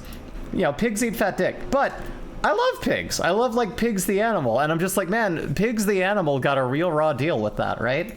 Developers at Nintendo wouldn't be sadistic enough to make Gold you and Silver eat literally the says, yeah, creatures people you've eat these befriended things. in this game. Yeah. Would they? Maybe not in the international But that doesn't support the dark theory that perhaps they're eating their pets. versions. But in the Japanese release, they made no secret of the main ingredient in this depressing dish. I mean, that iconic nice. I love claw it. definitely belongs to the crab Pokemon Kingler. It's a crab! Of course there's crab in the... I'm gonna fucking... Nintendo hasn't officially confirmed people eat Pokemon in-game, but for one horrifying moment, let's work on the assumption that they do. Would the farming process work like normal, where battery farms raise... Yes, they have... Because there's farms, you idiot! Porco Rosso voice. What...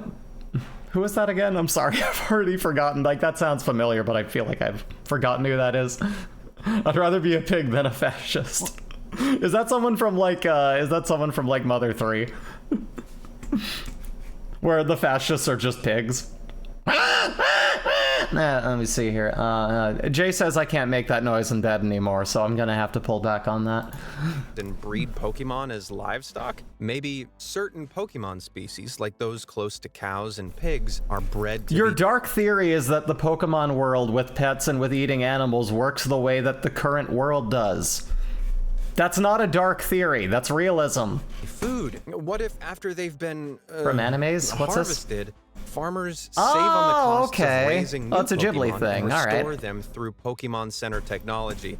That would mean that they go through the entire gut-wrenching harvesting process every time someone starts craving steak. I think this person is just slowly coming to realize that they're vegan.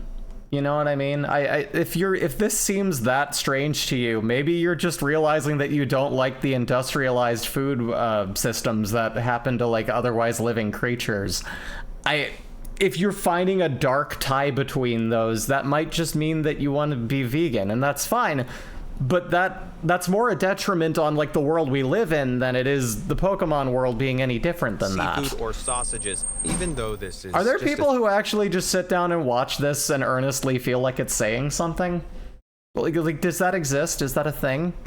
Theory. I mean, probably. I mean, I hate to speak out of privilege here of having a half-functioning brain and all, but, like... The physics-defying video game Portal is a puzzle lover's dream, no matter their age. It starts off innocently enough where you play as... This is not an innocent... I'm skipping this one because fuck this. I'm not listening to this for that long.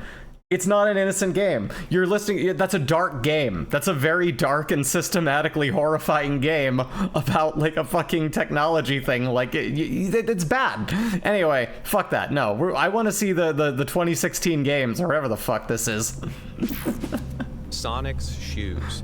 When Calling Nintendo this going to be the released companion Mario cube and is a Sonic at lot. the No, Olympic that Games probably Tokyo was, and that's why we're 2020, skipping it. Fans noticed something strange about the surfing I just event. can't with While that. Mario got to ride his board barefoot like a regular person, Sonic still sported his sneakers. Those are And his this got feet. fans wondering why Sega's favorite blue hedgehog was never seen in any game without his trademark red. It's because we, the porn artists, have already taken care of it. It's already there. People are horny for feet. Running shoes. I Although don't the think better anyone's question here horny might for be, Mario, what though, are and that's his kind of the funny shoes thing. You know, hiding? the hedgehog's Does Sonic hotter have than little this clawed guy, and paws it's like, a listen. hedgehog? Maybe they're as equally large as his Oh. hands, or perhaps he has fully There it formed is. four-toed feet. Sega is Oh, anti-foot gosh, I never fetish, asked. exactly, It's but a question that's I never haunted thought that I Sonic would fans for say almost that, 30 like, years, thanks no, to that the is horrible. I inconsistencies never in thought that I comics would and say animation this, from but the I think that 1990s. Nintendo While on one that was a little cartoon bit shows he braver has little blue paws, another than reveals a than pale-footed Sega in that regard. three-toed Oh creature, God! And a separate comic strip displayed some freakishly human feet. So what's the truth? According to Sonic the No, Hedgehog game Automod don't producer have any Takashi power over me, Iizuka, though. Sonic just never takes his shoes off in canon. Frankly, this leaves me with more questions than I started with. Maybe he's the answer can be sensitive found in about his other feet characters because that everyone don't remove online their is jacking shoes, off to like them. Kirby. This cute little pink blob is a Nintendo creation who sports similar red shoes to Sonic. But just like Sonic, Kirby's creator refuses to divulge what his feet look like beneath. Well, The dark theory that both Kirby and Sonic exist in the future, where Louis Vuitton or whoever the fuck made those dumb Bomberman shoes and everyone has to wear those. well, some believe they're smooth pink blobs like his arms. Others theorize that to be able just to looks run like two and dicks. walk as he does, there are five-toed feet hidden beneath. Ah, Hmm, no. does anyone You have don't any know. bleach? No, he is. I need He it is. for my eyes. It's a blob as much as he is a blob. Kirby's Secret. Kirby is an innocent series of action platform games that are as adorable as they are wholesome. That is, Kirby can destroy except the for one, universe. Kirby 64, The Crystal Shards. This was the first Kirby game to boast 3D graphics, which gave fans a good look at the world. Do we know Kirby those are could play shoes and on. not just like Too Kirby's good, it feet? turned I mean, it's out. not like One of Kirby the has any available human worlds, character. called That's the thing, it could be. Shiverstar, featured a geography Like, that similar might just to actually Earth's. be his All feet. He 7 doesn't wear any continents were clothing, he has no clearly human visible, but characteristics, as he obscured said. by a So, cold, foggy haze. When Kirby visits the planet, you can see the terrain is also similar to Earth's, though most of it is covered in several feet of snow. But this isn't set during the Ice Age. As the game progresses, the player bumbles through factories and shopping malls tended that by was a really fun malfunctioning Kirby robots. game, though. But why are all the robots malfunctioning? Where are all the humans? And why is there a massive robotic boss at the end, decked out in an army's worth of missiles and lasers? That's very According to one theory, Sonic-coded. Shiverstar is actually a version of Earth trapped in a nuclear winter. Following a nuclear winter, the ash from immense fires got trapped in the atmosphere, blocking out the sun and freezing the planet to its core. The humans Nice. that survived the deadly radiation were killed off by the sub-zero temperatures, leaving the factories, malls, and robots to gather dust. This means Kirby might be rolling around a post-apocalyptic landscape, bouncing through dust that used to be billions of people. And I Cool. thought his feet were bad. Malevolent Mario. Unless you've been living under a rock, you probably know the story of this red-capped, mustachioed plumber.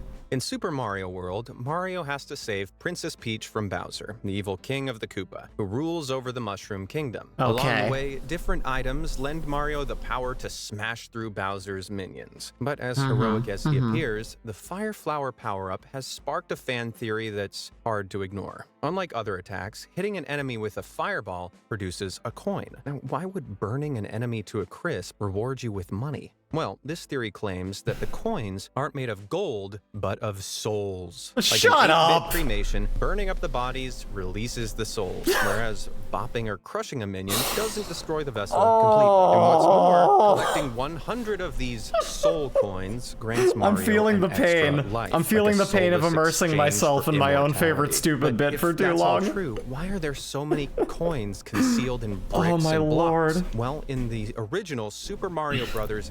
Instruction manual, it says that the peace-loving mushroom people, like the character Toad, were turned to stones and bricks by the Koopa. So by headbutting the bricks, you could be shattering one of Toad's cousins and claiming their soul for yourself. Anyone else feel super guilty all of a sudden? Behind the Mask. Majora's Mask is one of the bleakest games in the iconic Legend of Zelda series, but there's a chance I haven't played that one. Darker I don't than like time anyone limits. first thought. Those game, aren't fun our for me. I like protagonist to Link wander. discovers he's lost his friend Navi. His quest to find her becomes Speaking of so things I haven't troubled played that yet, one we're doing popular Mortuary fan theory Assistant claims tomorrow. The game actually guides Link and the player. And you know what? through the 5 Maybe stages next of week I'll grief. finally These play are fucking denial, Silent anger, Hill 2. bargaining, Huh? depression, Anyone and want to see me acceptance. play Silent Hill Clockdown 2? represents denial, where I want to play despite the Silent Hill menacing 2. I moon never played threatening that. to end the world, the townsfolk The continue original, to plan not their the remake. upcoming festival. Fuck the remake. And then there's It doesn't the need to Deku exist. King, representing anger, who's blinded by fine. rage at the disappearance of his daughter. After that, even though Darmani is dead and has become a ghost, he embodies bargaining by trying to strike a deal to return to the land of the living. No, And that's maybe too saddest of low. all, Lulu speechlessly displays depression after losing her eggs. And finally, Link's acceptance culminates in his ascension through the Stone Temple, where he literally becomes enlightened through his discovery of the light arrows. It almost makes you feel bad for enjoying the game. With representation of grief packed into every pixel, other theories have pointed out that Link might not be grieving over Navi, but is actually struggling to accept his own death. At the beginning of the game, Link chases the elusive Skull Kid and falls down a deep hole, accompanied by an impossible stream of visions before landing unharmed at the bottom. But one fan pointed out, there's no way he could have survived such a long fall, let alone land without It's a a scratch. video The rest of the game. game serves as a quest for him to come to terms with his own deadly demise before his soul passes on to the afterlife. And that's pretty heartbreaking. Dungeon Disaster. Before boy. Hyrule's hero was given his piercing blue eyes or recognizable blonde mop, he existed as this blocky character in the original Legend of Zelda video game from 1986. This 8-bit adventure saw the now famous protagonist battle to save Princess Zelda from the evil wizard Ganon by scouring dungeons in search of pieces of the mystical Triforce. Each dungeon was a unique labyrinth of mound. rooms guarded by monsters, but the third dungeon turned out to be the worst by far. Not because it was tough, but because a top-down version of the map resembled a, shall we say, freakishly fascist design. This discovery immediately led to rumors and theories that there were fascist employees.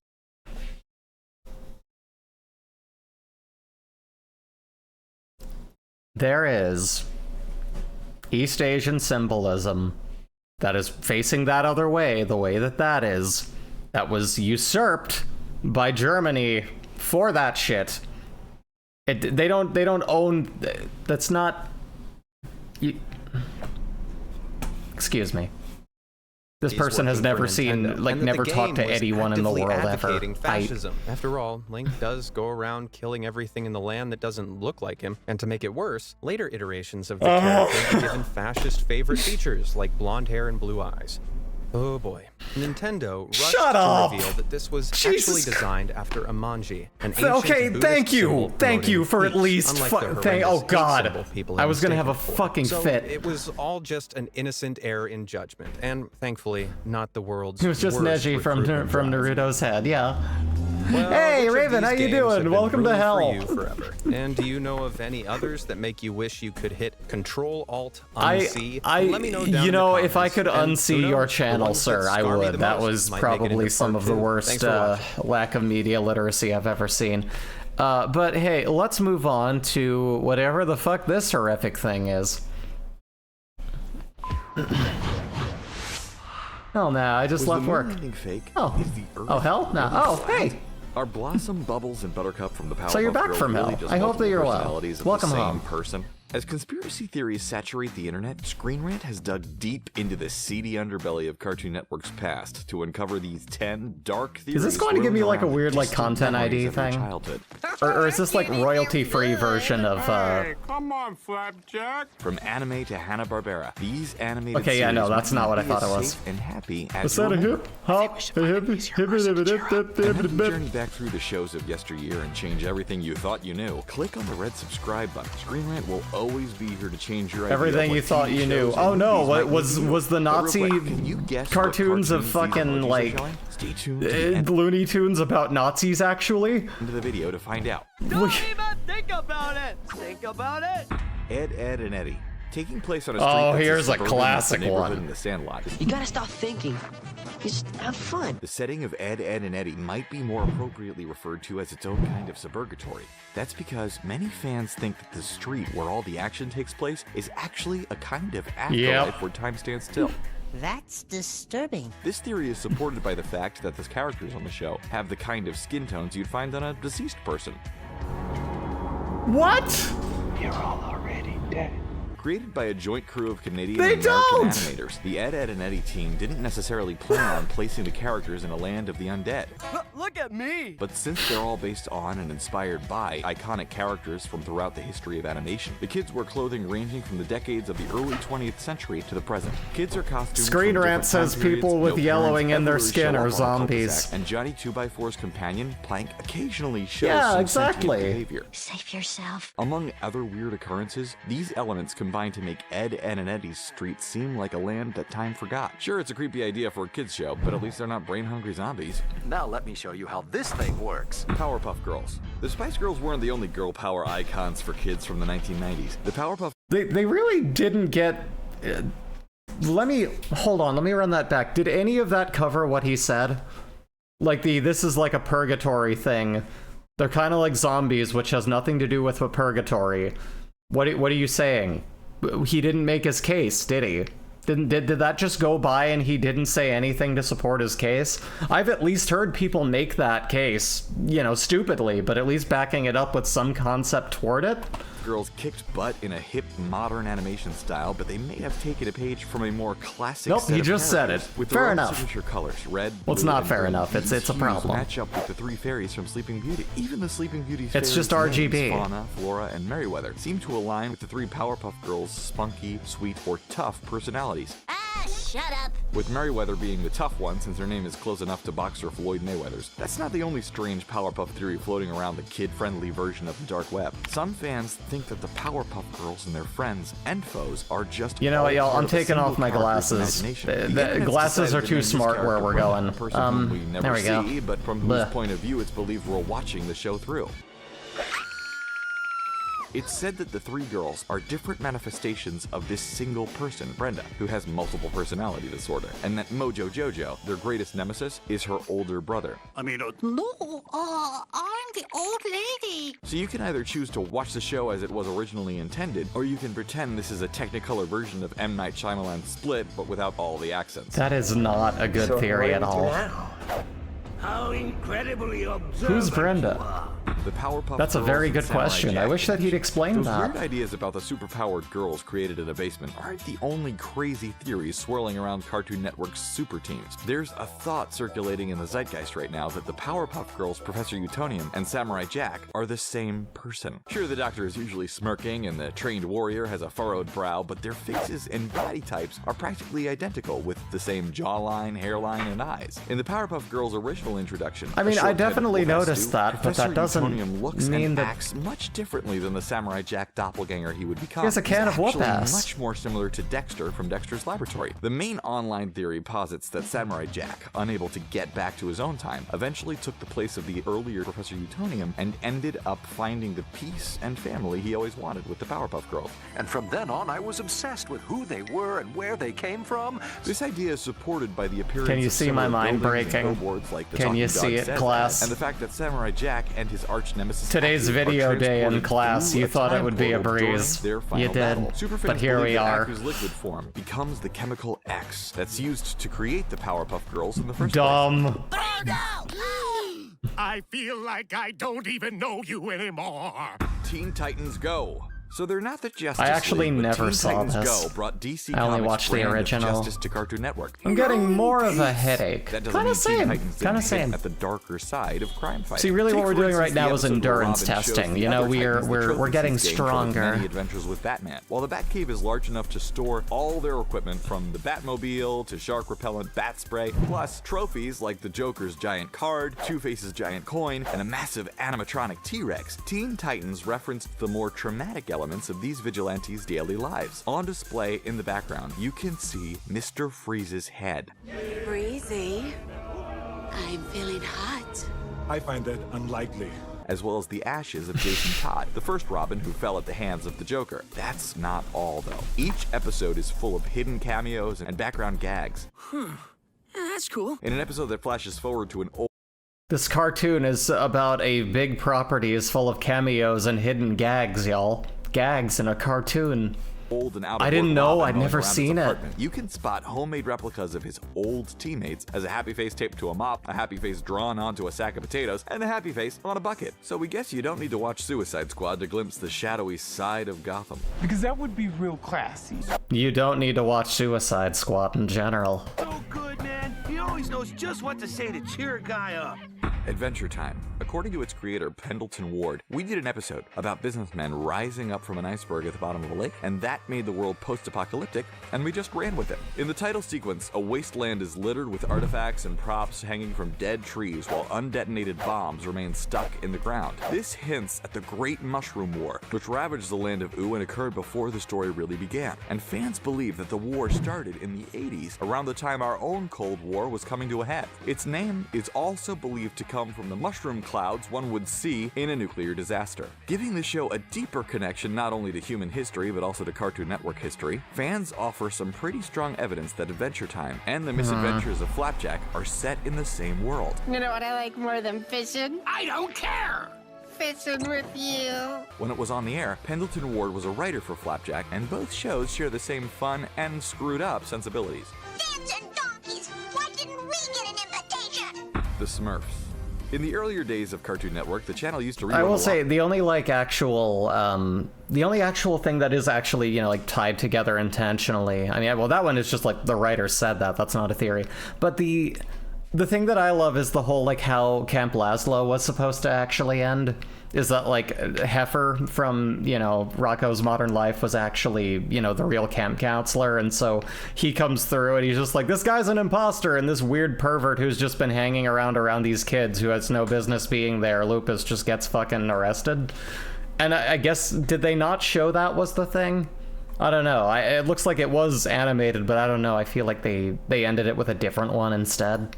Like a weird kind of sentimental episode that was supposed to be right before it, but then it's like they didn't. I don't know. Scroll down a fringe message board and you'll find a number of threatening theories about Smurfs being hateful, misogynist, blue monsters. There's not much time spent describing the fun-loving tiny creatures that they seem to be on their TV show. One of the earliest appearances of the Smurfs featured the blue creatures turning different colors because of a sickness. Once turned, the healthy Smurfs shunned the sickly Smurfs in a show of discrimination. Another instance caused viewers I don't remember to believe the seeing cartoon Heifer was and spewing Laszlo. communist propaganda. In this example, Well, here, let me find the thing here. Maybe I can find a video of it, because I know that I've seen it here. Let me... Because, you know, like, it was one of the same writers as Rocco, but actually, like, used that character directly. Like, that was the point. That was supposed to be a cameo. So, let me see. It's, Camp Laszlo Heifer.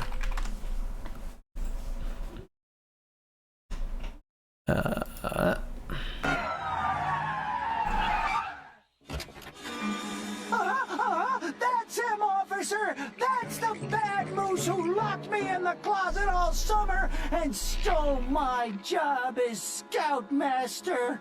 He fooled all of you. He's an imposter, a fake, and worse, he is no scoutmaster of Camp Kidney! The thing is, like, actually chronologically, he's older here, so it makes sense. Yeah, so? What are you doing? Get your hands off of me! I'll get you for this cow. Dear, I'm a genius, you know? I mean, yeah, because, like, that's that writer's creation. They're clearly paying homage to it. And that was, like, a much darker ending. Yeah. So, like, I wish they had just stuck with that. That would have been great. Attention, camp. Anyway. As we were. Brainy Smurf is often shown as different and disconnected. Easy breezy from the other TV. Smurfs We all get a because little it's dumber always every reading and day. studying. All party smarties must do the brainy dance. These viewers believed this storyline helped indoctrinate kids with communist propaganda, which believed that no one outside of the larger group should have access to more I mean, everyone I know now is, you know. Never call Brainy an idiot. You're an idiot, Brainy!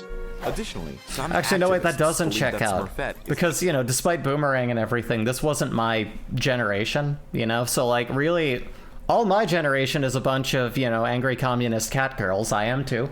You know, be there for your neighbors, you know, fuck your bosses, burn down your landlord's house. But strangely, my parents who grew up with this are the most like hyper-capitalist people I've ever known. You know, like that the boomer generation genuinely believes the lie. So I don't think it worked, if that's what it was. I don't think that was communist propaganda at all. Or if it is, it just didn't work, you know? Accepting her after giving her plastic smurfery, making her conventionally beautiful. So just to be safe, if you see an unfriendly smurf on the street, just tell him to smurf off. Hello, Smurfette!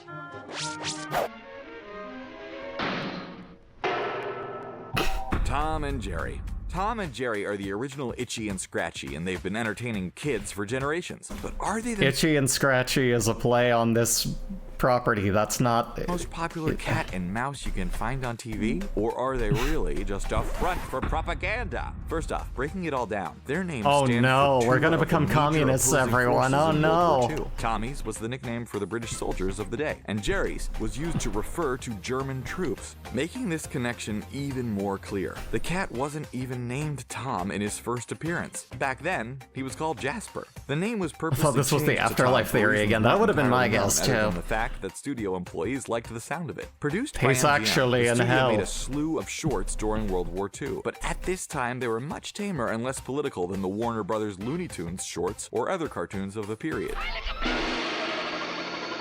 Hey, I made it to a stream. Caro, how you doing? Tom and Jerry to provide Welcome to the audiences absolute with an brain escape rot. from the constant cycle of bad news. In one of the few references to the war, however, Jerry the Mouse did draw a Hitler stash on Tom. But whether that was some kind of statement on hidden loyalties during the war remains to be seen. So wait, we're like old cartoons, like the beginning of blaming everything on Hitler and like the finger pointing toward Nazism. Well, great. They've demoralized the entire fucking argument now that we need it more than ever. Fascism doesn't change. Animated shows on Cartoon Network, you won't be able to unsee these unsettling theories. I need a breather between this. I really do. Everyone, let's watch something not quite as stupid. I need anything here. Hold on. Let me. Just a moment.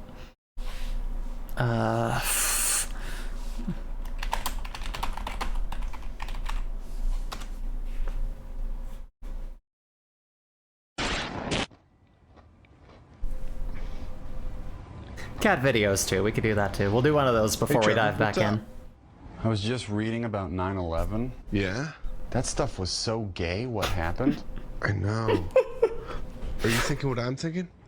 Let's go get the time Jay and I machine. quote this on a weekly basis. Me and my buddy got a time machine, but we gotta be careful if you know what I mean. Cause history's a fragile thing, it seems. And it's easy to fuck stuff up. Like the time we went back to Germany there, and we made sure Hitler got the electric chair. But when we got back, Kennedy was a panda bear. Cause that's the way physics work. So we go around doing the best we can, like we stopped Goldor from fighting Xenons. Was this IFC originally, or did this start on Fuse? So I guess we call it a draw. Me and my buddy.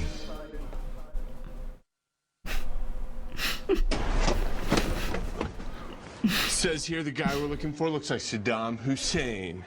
Look, that's him. Hey, Looks buddy, nothing like your him. 9/11ing days are over.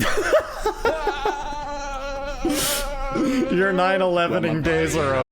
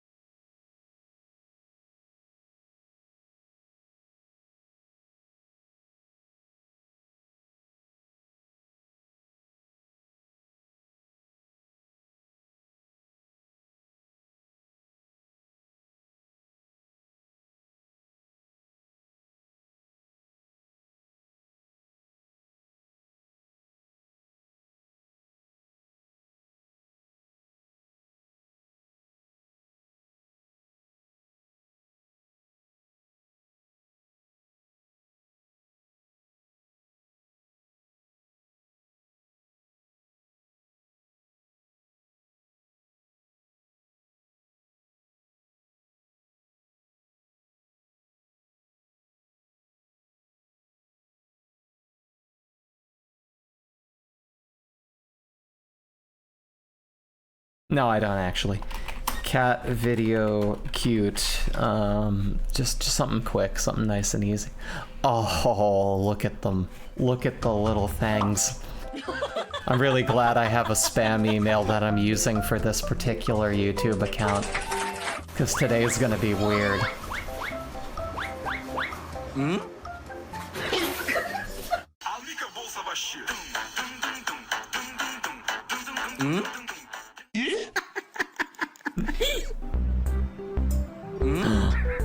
Look at thems.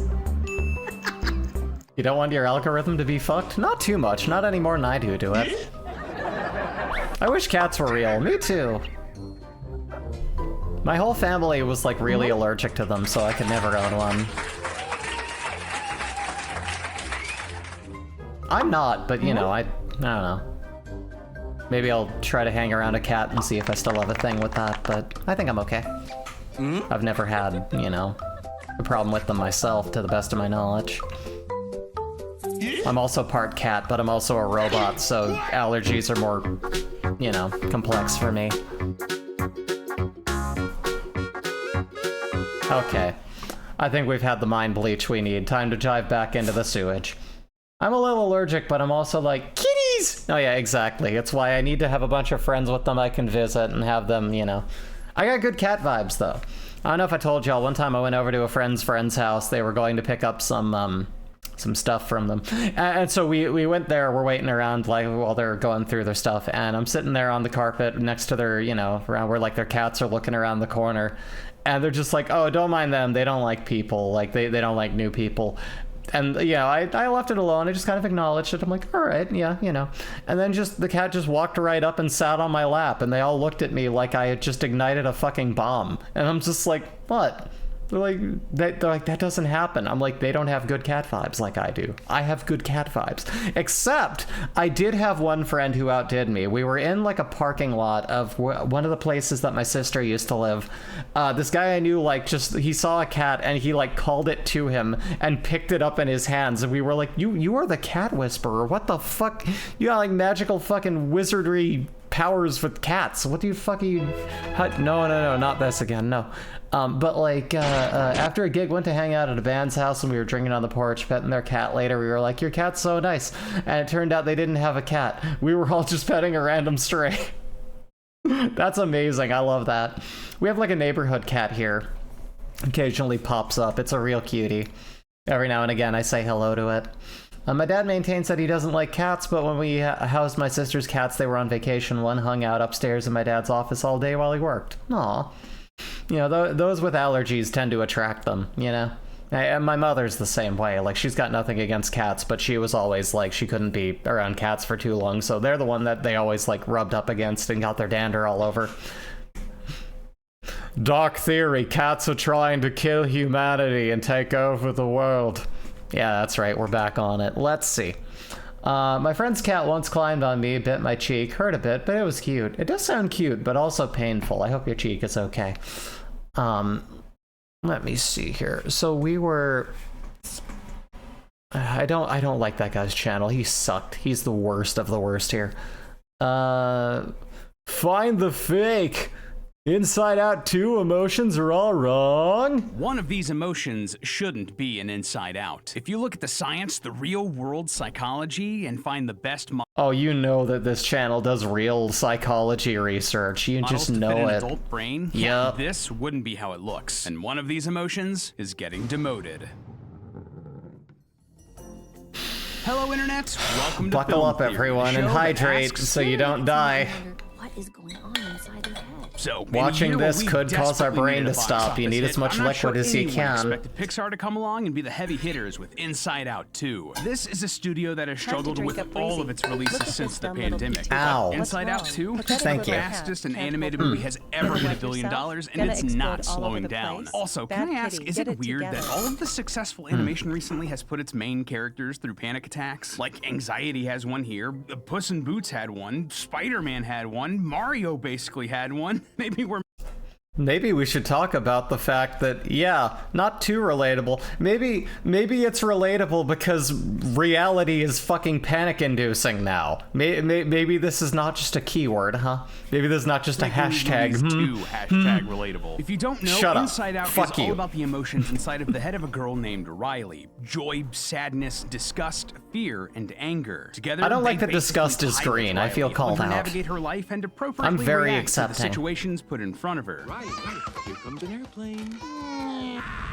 Oh, airplane. We got an airplane, everybody. While also keeping track of and I recall that organizing being a her perfectly memories. cute little film. Memories are represented by I never saw glass the balls, sequel, each though. glowing a color that corresponds to what type of memory it is. A happy memory, like watching WALL-E for the first time. Did you is know that yellow, emotions like joy, aren't but real? a sad I memory, never like felt watching any. Madame That's Web why I'm for a the first YouTube time. film It's blue, theorist. like Exactly. sadness, That's what it etc., takes, etc. honestly. But with Inside Out 2, Riley has grown a bit older and has now hit puberty, and you know what that means. A whole host of new, more complex emotions beyond the first 5 are introduced. For this movie, we have anxiety, envy, embarrassment, and ennui. That's boredom for us non-French speakers, with the hint that there are plenty of more emotions to come. A joke in the film has an emotion called nostalgia show up, though she's about 10 years too early and shouldn't be getting to Riley's head until her 20s. Remember when we all finally came up to headquarters? That was like 30 seconds ago, nostalgia. But in the theater, this whole setup got my theorist cogs a-turning, so new One of the emotions emotions are should showing just up be as Riley ages, Eraserhead, baby. and there are more on the way. The for me. emotion, Eraserhead, baby.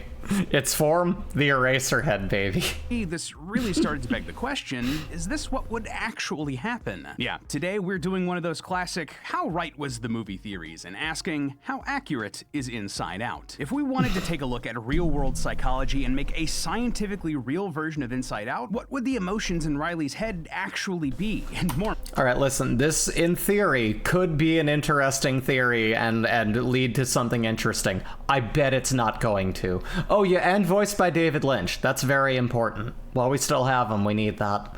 Can't believe a cartoon about personified brains isn't based in science. I know, right? Importantly, using that knowledge, what would come next for the Inside Out franchise? Yeah, this movie made $1 billion in 2 weeks. They're not gonna be making an Inside Out 3, 4, 5, maybe a 6. I see you, Disney. I know you. Well, after doing the research, let me tell That's you, a things depressing are about to reality, get but- way bigger for Inside Out. And if they follow the psychology, one of these emotions might be out of a job. So loyal theorists, let's get all in our feelings and dive in. First things first, if we're talking about how scientifically accurate things in this film are, obviously— What is my emotion?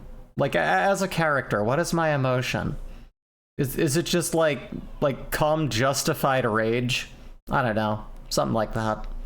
So, some kind of like major political uprising force in me that I can't get too into details on in Twitch. Discussed it this video. Oh, right now that's me, yes, 100%.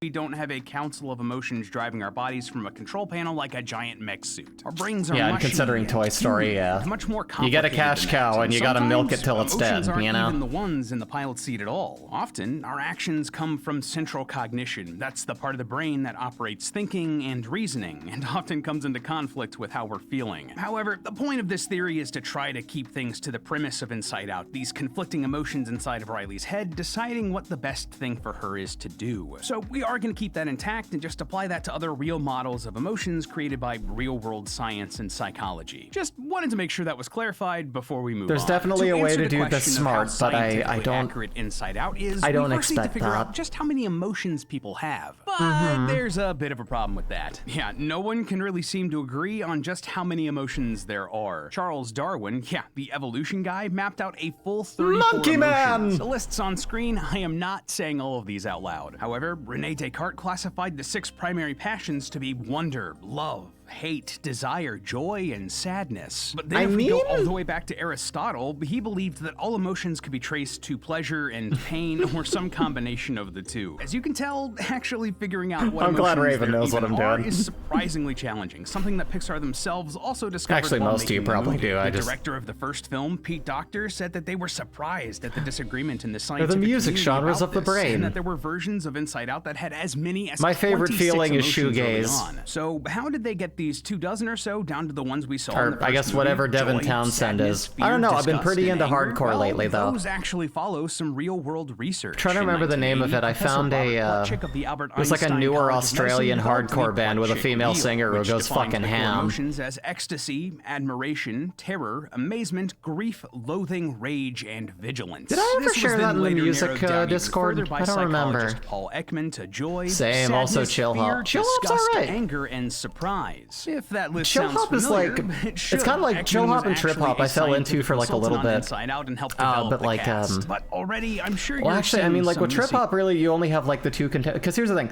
when you get into like new metal, it's like a bunch of shit that doesn't matter. But Linkin Park existed, and that was like, you know, they didn't have a better name for what that was at the time, so they called that new metal, and that was like the best that put out.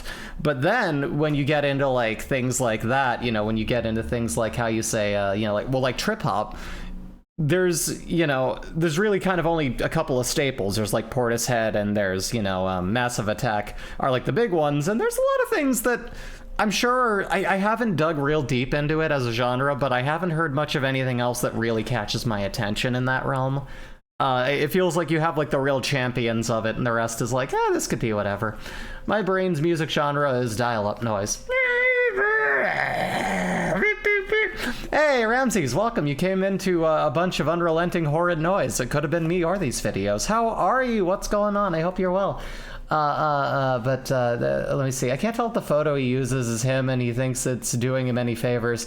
I don't know. There's also like the weird smear of MatPat and the other ones where it's just like, dude, this is not, and amazement, which are kind of the same thing. It's are not in a both great models, look. While admiration and vigilance from Plutchik Circle are nowhere to be seen. Gotta say, there are some missed opportunities here for There's some missed opportunities. They didn't balance their chakras. Like, I'm imagining surprise. I'm fine. Good to see you. But yes, we have hit Dead Bart. Oh yeah, Dead Bart. Exactly. Yes. Some guy in a suit of armor. No, actually, we haven't run into Dead Bart yet, though. We've just kind of reached that as a stream idea.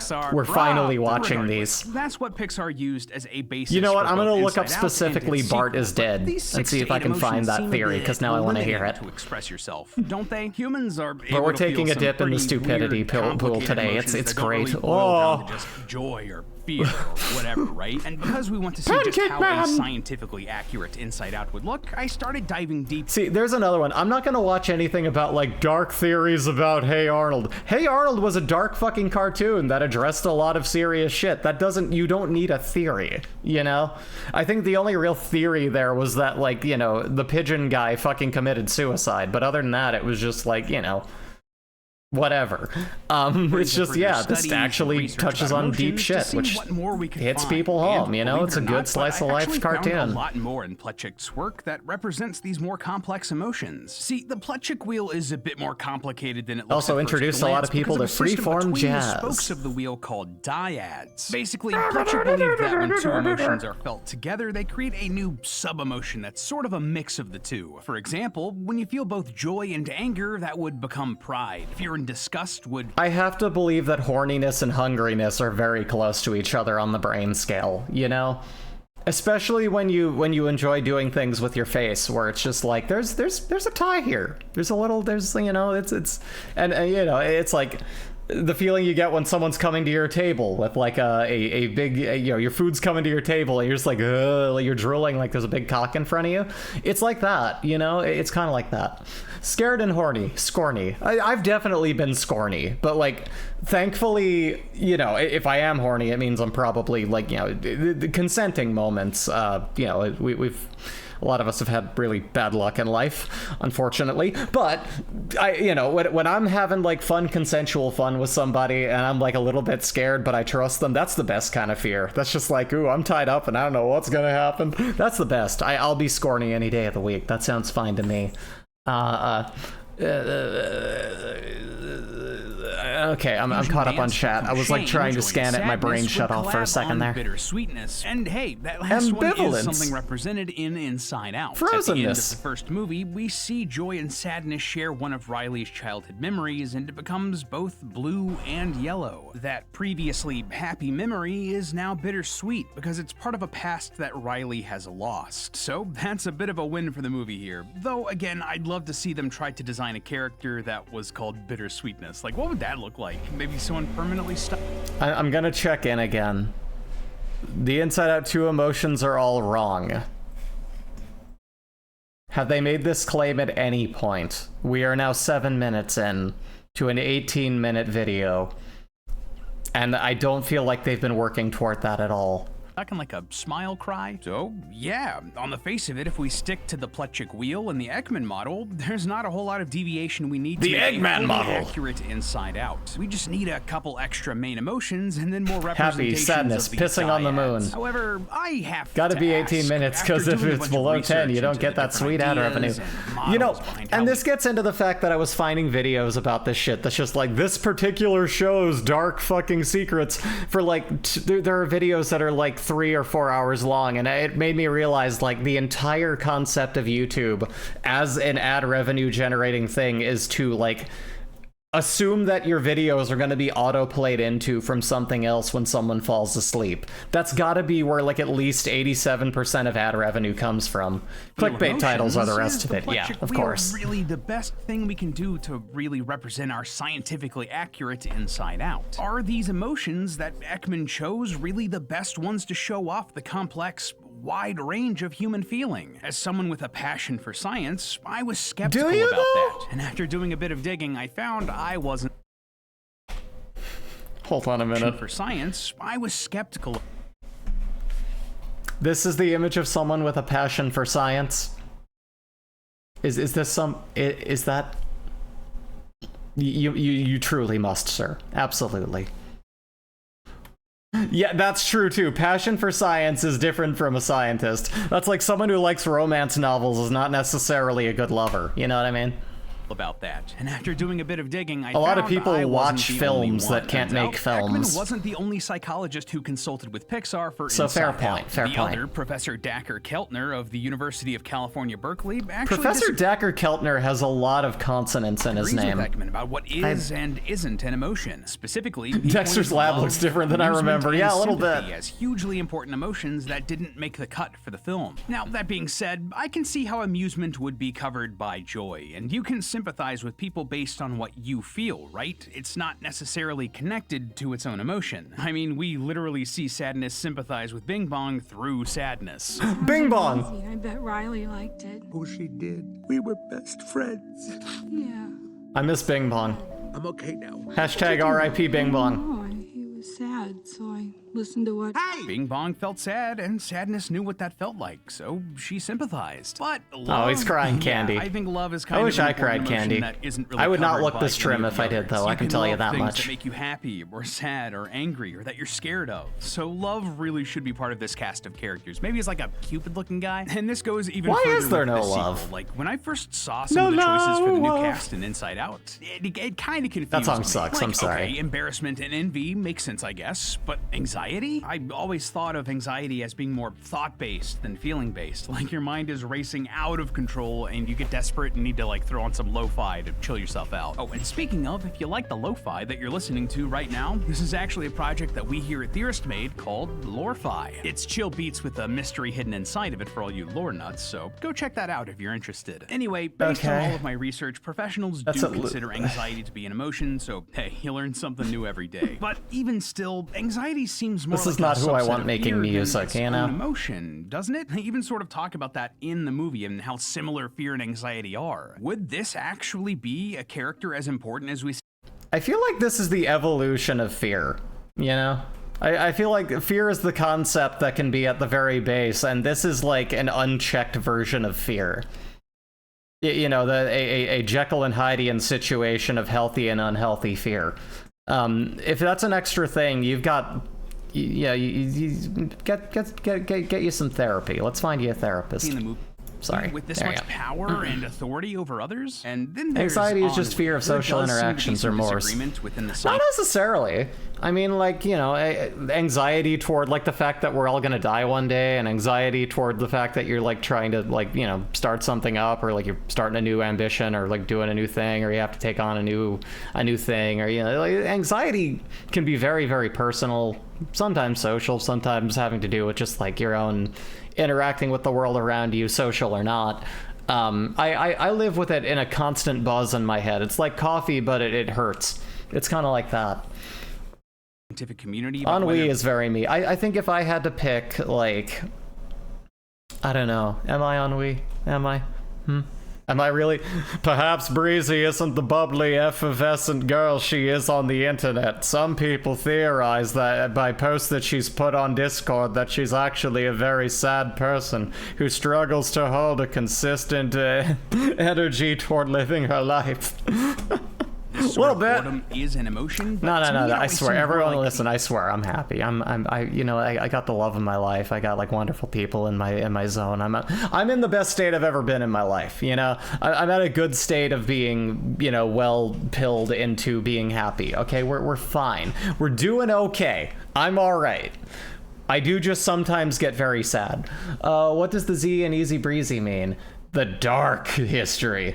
Normally, breezy isn't spelled like this, or at least easy isn't. The double Z could be turned a little bit to the side, and what do you have? A swastika. Oh, what does that mean? Well, some people don't take it that dark. The two Z's in easy breezy could show a synchronicity between light and dark, satanic and godlike.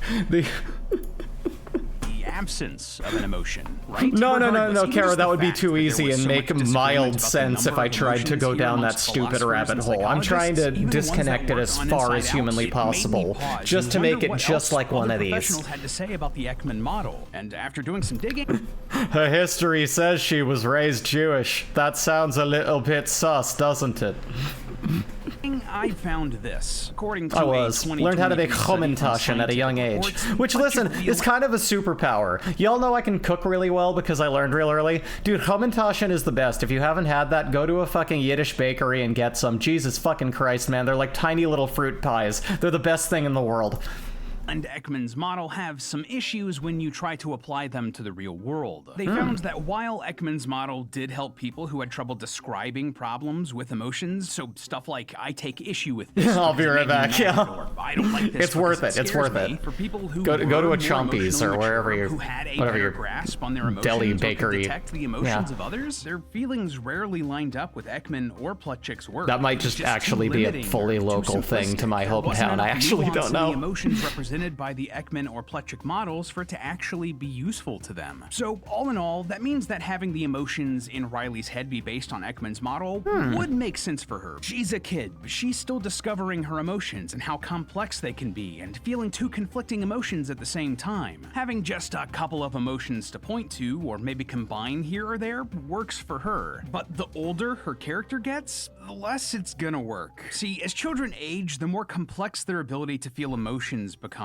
At birth, many people believe that children can only feel joy, anger, and fear, which then expands out into others like sadness, surprise, etc., etc. But when children hit puberty, their hormones supercharge the part of their brain that allows joy, them to feel anger, emotions, fear, and Professor Utonium accidentally added an extra ingredient to the concoction. These different new emotions too. Horny hormones. That we see added in Thus the awkward fucking idiot was born. Scientifically accurate Inside Out, especially moving forward. Why are all these theories from the 40s not valid 80 years later? I know, right? One that's more complex. Well, see, that's the thing too.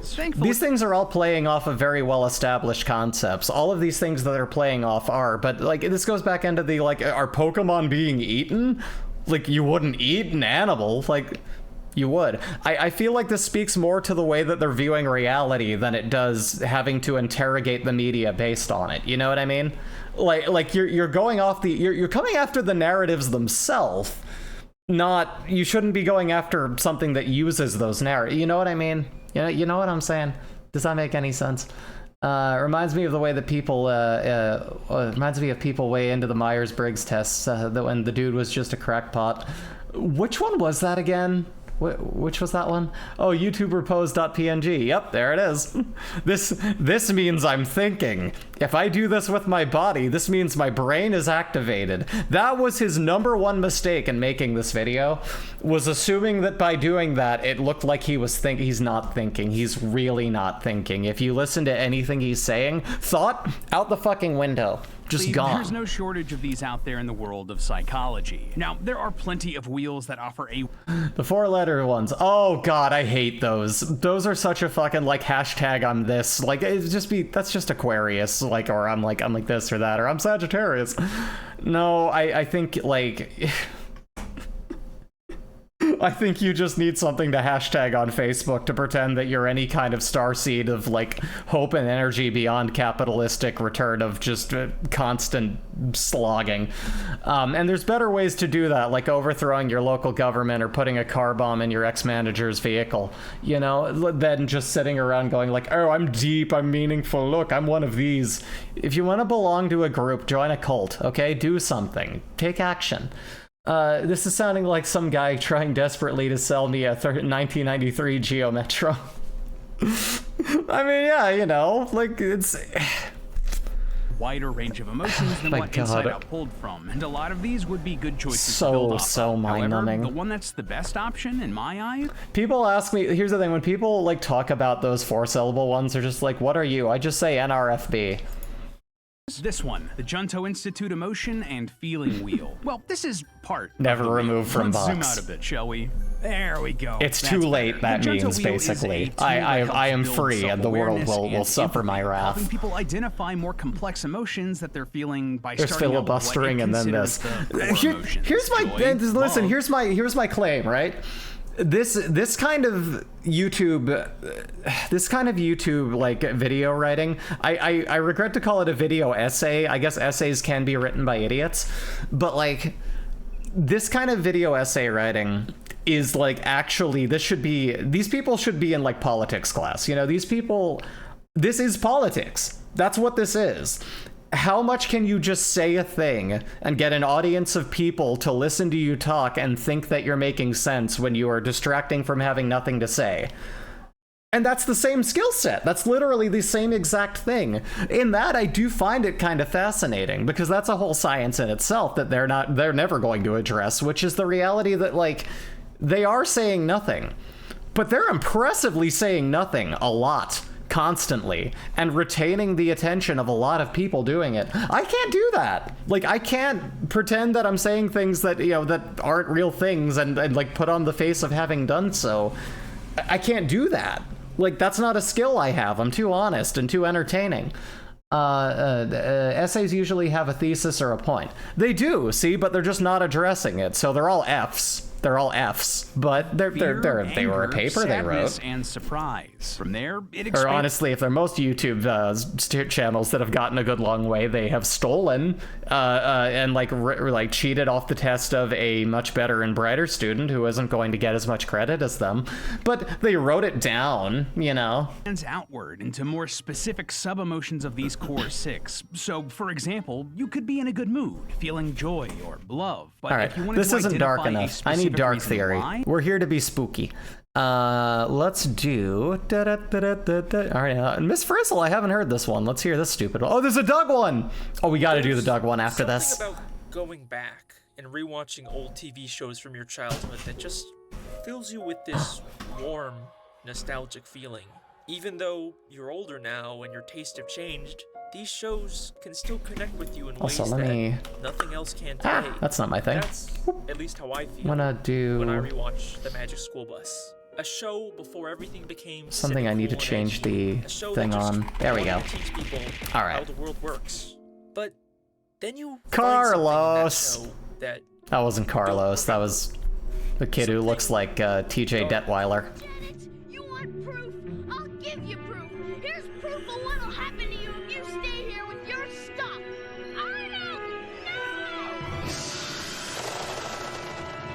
That kid's fucking dead. Arnold fucking died. That's weird. I don't remember Arnold dying in the show. And the more I rewatched, the more I realized how much I missed as a kid. And I knew I had to make my next theory about this. Oh, Inside boy. The School Bus is a culture of fear and lies, all to hide. This is what I was looking for. This is the kind of video right here where they're leaning so into it. Oh man, here we are. We've reached the golden point. So I have a question. Does the school sue Miss Frizzle? Come on. With the funding of public schools? Come on. Come on. Funding of public schools? No way! Yeah. Oh, please tell me the new politician is gonna fund the public schools with a politician? No way! Oh. Thank you, hon. You're welcome. I'm telling you, she's the funny one. It's a pretty fun game, I gotta admit. I walked right into that. Yeah. Pretty fun. You know what's a better game? It's worth... Raid Shadow Legends. Oh, shut up. No ad read. Get out of here. I'm not playing Raid Shadow Legends. Okay. As we were. The Magic School Bus TV show. The Magic School Bus is an animated educational kids show that aired from 1994 to 1997 and later got rebooted on Netflix in 2017. Oh, that looks like shit. Miss Frizzle and her class of 4th grade students as they used Listen, that is the real kind of that's the real thing that got stolen from us from our childhood is the recreation of shows in like cheap like flash animated format. Like I just take all of the heart out of it, just rip it right the fuck out of my past, you school bus to go on fucking crazy field trips to places like outer space. Do you think there are still fetishes in like that new Totally Spies? I don't know. I would hope so. Inside the human body and traveling back in time, all to learn about how the world works. Like a lot of you, I watched it in school growing up, but it wasn't until recently that I started to question some things about the show. Oh wait, like, why did my do the closed parents captions know go that away? their kids are regularly going on these dangerous, life-threatening expeditions? And how is Arnold still alive after I'm sure it taking is. off French his people helmet are still in making space? it. They are weirdos with animation. I guess that's fair.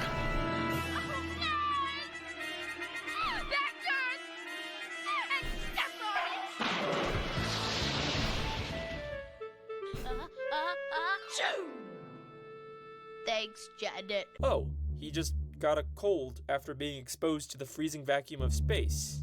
That's it. Something seems wrong here. But wait, It's a before we even begin cartoon. to question the logic of the show, we have to ask if there's even anything here worth theorizing about. I get this comment all the time. It's just a kid's show. And you're right. When it comes to Speaking of French stuff, I was talking to, well, I guess European in general. I forget if they're French, but I was talking about we were watching some like old VODs of Wayne Radio TV. And he was talking about like eating the guy from like he was devouring a picture of the guy from what was it, from Crush 40, and he was like, Jeffrey J, I'm eating you. There's no Crush 40. I was like, that's a picture of Jeffrey J. That's fucking Eiffel 65. And Jay's like, I don't know. Are you sure? And I looked it up. I'm like, don't question me about my love's Eiffel 65. And I showed her. And I showed her the same picture of Jeffrey J listed there. Like, I know my boys. I know my little triplets. They're my Powerpuff Boys. There's no internal logic to how or why things happen, and it would be pointless to try and make a theory about it. I love my little the European weirdos. Kid shows. The show itself is constantly pointing out and questioning its own logic. It does this at the end of every episode during something called the producer segment. At the end of every episode, a character known as the producer for the Magic School Bus TV show shows up and answers questions from the fans. Hello. Hi, you work on the Magic School Bus show, right? You bet, I'm the producer. That's right. Just like SpongeBob, the Magic School Bus breaks the fourth wall and acknowledges the fact that it's a TV show. Except, the Magic School Bus does it in a very interesting way. At first, I thought this character was supposed to be an animated stand-in for the actual real-life producer of the show, but the producer doesn't talk about the show like it's animated. He talks about it like it's a live-action production. How come there was only one kind of bat on your show? There are almost 1,000 different kinds, you know. Well, those kind of bats were banned from the set. In fact, everyone talks about it like it's a live-action TV show. Is this the bakery where they filmed that Magic School Bus show? Yes. What we are seeing here is not the actual producer of the PBS animated Magic School Bus show. We are seeing a fictional producer character for an in-universe live-action TV show inside of the real-life animated Magic School Bus show. It's confusing, I know. Think of it like a mockumentary where the filmmakers are just as much a part of the story as the characters. So, just like my SpongeBob television theory, everything we see in the show Could you imagine a deadpan fucking show where the person who's the main, you know, the main voice on the show is just looking at the camera? Since a bus shrink and Huh? legs like a bullfrog? Since the scriptwriter wrote it in for the purposes of this episode. You didn't believe the part where the kids got Oh so crap, close that's to me. the volcano. It's television. We all know real kids said volcanoes. And another thing, if an astronaut Well, culturally speaking, never I mind. think they'd end up with more than a cold. Well, not even culture. That's historically, right? Did they used to like sacrifice kids into volcanoes? That was a thing, right? Or is that just like set dressing for cartoons? I actually don't know. Public school, not my fault. Blinking once or twice a few seconds. Characters actually go to Talking to space everyone or in front of the travel camera. through time. Yeah, no, real right? danger or Well, even funnier, what if the characters in this stupid, crappy slice of life show was like pretending to like really converse with the audience in a way, like break that fourth wall, and just like they had like dumb like neon colored hair and like wore bows in their hair. Like, who the fuck are you? What, you think you're cute? Had big old titties. In the canon of the show, That would be so dumb. Nobody would watch that. Come and on. this isn't even a Truman Show situation. Where Hey, the main Raven, characters welcome are back. unaware they're being filmed. The kids actually sometimes show up or call in on the producer segment and talk as if they know about the show. Watching that show, you'd think that nighttime lasted about 5 seconds. Oh, well, we were a little short on time. So that pretty much answers every possible question I could have about this show, right? Like anything weird or dark. But we're currently, Raven, we're currently undergoing the dark, bizarre reality of the magic school bus. Until I realized that's exactly what the magic school bus wants us to think. Dun dun dun! I think I set off the dog. God damn me. It's okay, Bisky, the magic school bus isn't real. It's okay. Episode 3, the Busasaurus, the class travels back No, it's our in time neighbors on the being magic loud, school bus apparently. to visit the dinosaurs. Miss Frizzle is good, isn't she? Miss Frizzle makes learning fun. If you can do that, you're a net good for the world. Back to the present, we don't see the class take the chart with them. Just like the end of every episode, they have a producer segment, this time with a guest star from the show, and they clarify none of the magic they showed was real. So no one's ever traveled back in time and seen real dinosaurs. Nope, none of those children died. That's not on record. But it's what happens very least, at the it's very not on end my of this neck. segment Yep. that changes everything. That's not my problem. It's not on my neck, children. Time to turn you into meat. That's what she sounded like, right? Off we go. Take chances, make mistakes. Die in a car crash. That really, listen, that really was like the way I got set up for failure. Take chances, make mistakes. In creative endeavors, yes, absolutely. I learned a lot from that. When you take a chance or make a mistake in like an actual, like, you know, real life work scenario, you get so fucking fired. Like, they do not want you to think outside the box. Like, the world wants you to be a fucking cog. However, I argue that this is incorrect, that those people suck, and we need to work to topple those forces. I think we can do it together. Teamwork, you know what I mean? We're gonna make it happen. We're gonna make it happen. So anyway, I'm gonna start giving you coordinates for things to send package. I'm just kidding. I'm not getting you in on this unless you want to. What are you doing later? Anyway, this show. Constantly saying about the show. Volcano! All the time in the producer. Yeah, that's how you get a kid. Reminds me why I called in the first place. Take chances, make mistakes is like fuck around and find out. Take chances, make mistakes. Fuck around and find out, class. Of course, fucking around and finding out can be two things. One, you know you're like pulling some shit and then your comeuppance comes. But it could also be the scientific theory. You know, you fuck around, you find out. That's, you know, you set a fucking hypothesis and you try to see what happens when you do a thing, and then you find out how it works. And that's how you create like recreatable proven methods. So really, fuck around and find out is a very powerful statement. Yes? I'm still waiting for someone to get that pile of litter off. Let's Naruto run at Area 51. Yeah, we'll show them. Could never use gum for bungee jumping, not in a million years. I wish you guys would stick to the facts. It took water more than 15 million years to carve out the Grand Canyon. About as long as it's going to take you to freeze that water. The impossible things that happen on these field trips are clearly real in the canon of the show, but why are they lying about it? In fact, they seem to get kind of nervous whenever the college get pushy about what's real. Oh! It would have taken weeks for the My brain is rotting. Made it seem like it could happen in seconds. Oh my god. We had to fake it. Ms. Frizzle, not magic. Why do you say that?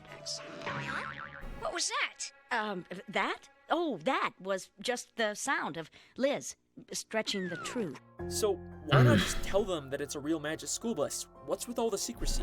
The No wonder class is kids are constantly broken. No, going yeah. to places like outer space, the bottom of the sea, inside an active volcano, all extremely dangerous Vor places episode, that no school you could know. ever take kids unless they lied about it and pretended like the field trips were just faked as a part of 8 a hours of this a day. TV show. And the cover-up goes much farther than just the show. The principal of the school has no idea what they're doing on these field trips. You're telling me you went inside a chicken to find me an egg? Yes, sir, we did. But going inside a chicken is not a state-approved field trip. And even when they tell him, he doesn't believe them. Do you really expect me to believe that the chicken laid an egg with all of you inside it? Do you expect me, an authority figure, to take things out on the innocent teacher who's actually teaching you things? This is the real world, kids! And even the parents don't know what's going on. Get it? Because they do blame the innocent people who actually educate. There's my dark theory, you know? You know what I mean. Ralphie, that little girl looks just like your friend Wanda. Who, her? No. Wanda's much, shorter. Ralphie, I know that guilty look. What's going on? TJ Detweiler looking ass motherfucker. Oh, I'm sure they were just hanging around. Right, Ralphie? Right. Hi, Vampire Frizzle. How's it going? You can teach me a lesson any day. These field trips are a massive secret, and the kids are actively helping hide it. But Miss Frizzle, we can't let Mr. Junket know the bus is magic. He can't know what he can't see. But why?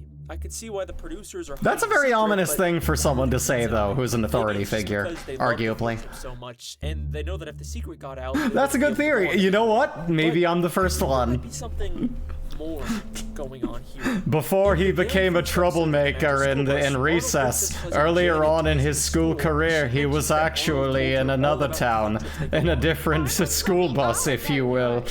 Field trips, Dorothy. The reason he's such an outcast and so abrasive toward authority is that he's been so mangled by the powers that be. Kinda shocked you picked this at random. It's literally checking off all the cliche beats of this kind of video.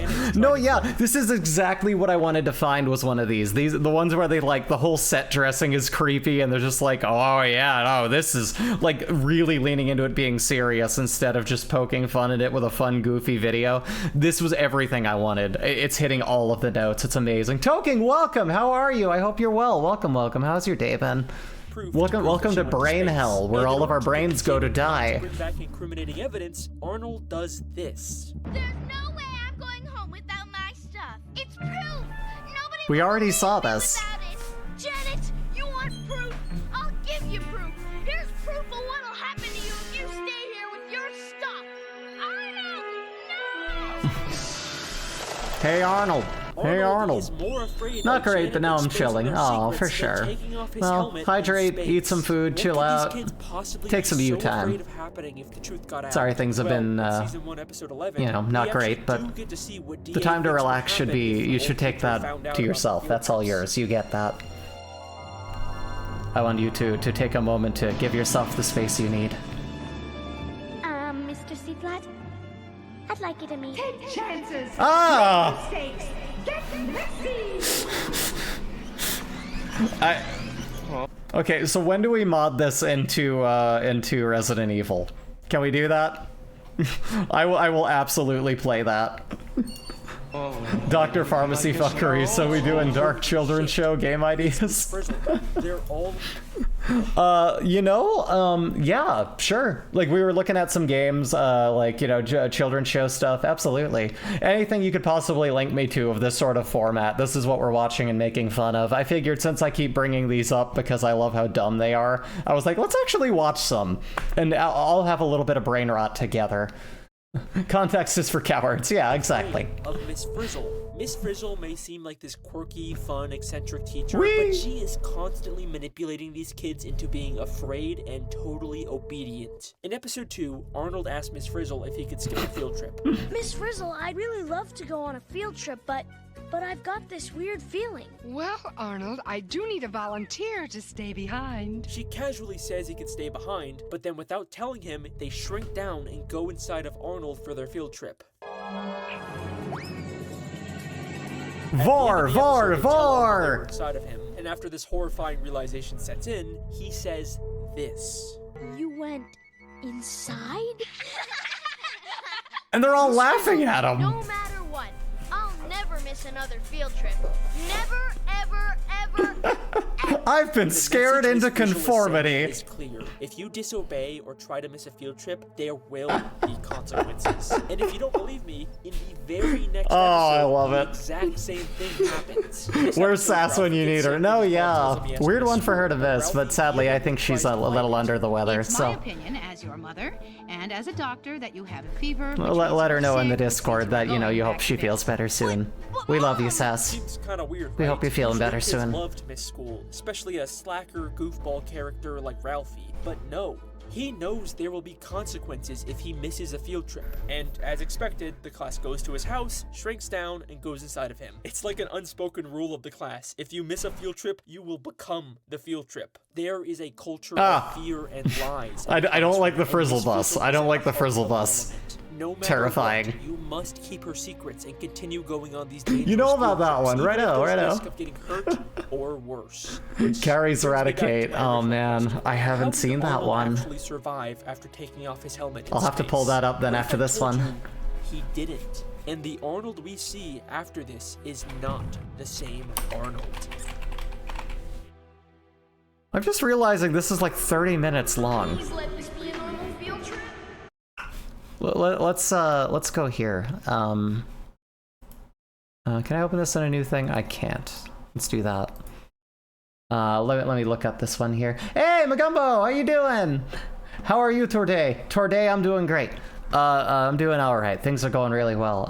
My doctor, I saw a checkup and they said, you know, my procedure, you know, the procedure, is healing really, really great and everything's looking great. I'm back to my daily life, walking around doing things. I'm gonna probably start a job taking boxes off a conveyor belt in a week or so. So that's cool. Really getting back into motion. And my doctor told me I have to start trying to have an orgasm, and I was like, all right. I mean, if you would fucking insist. But you know, it's been great. Let's just say it's been great. Things are going really well with me, healing up nice. Life, well, a couple of speed bumps in life, but there was positive, aside from a little bit of emotional turmoil that needed a little bit of addressing.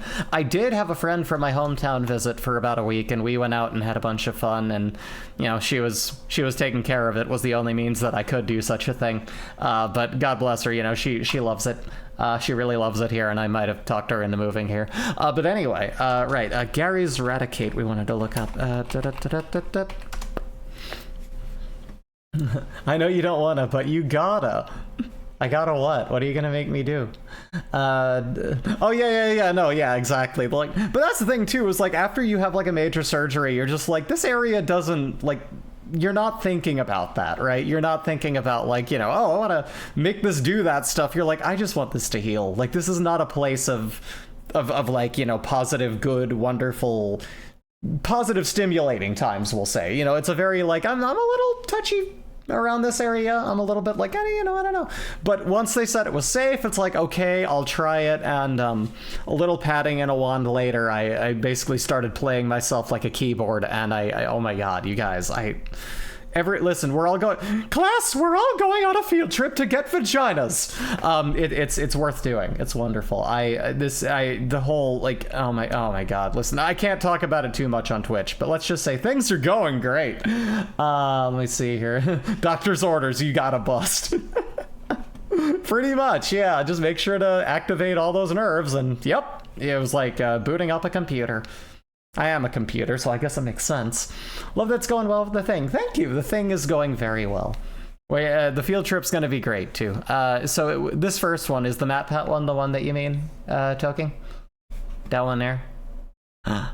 Radicate's death. Oh no. Is Radicate dead? Gary's Raticate died as he lived, as a That's one of them. creature Right. enslaved to an obnoxious 10-year-old kid forced to battle against other enslaved creatures. Ash Ketchum to Ash Ketchum, Pokédust to Pokédust. Shut up. Shut up.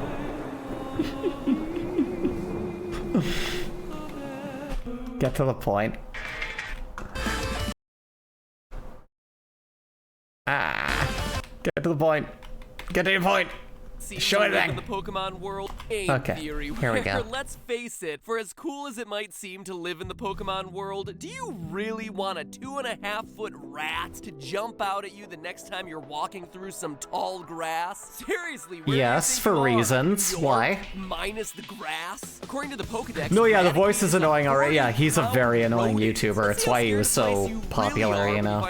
People like annoying voices, I guess. To chew on your ramen packets. But honestly, Generation 1 I need to be more annoying. would have been a mostly forgotten normal. What if I just constantly talk like Toad? No, that'll destroy my throat. I Arcanines, can't keep that up. Rapidashes, and Mewtwo's had it not been for one nagging and incredibly dark little detail. The theory that you killed your rival's Raticate. Oh my god, you killed Raticate!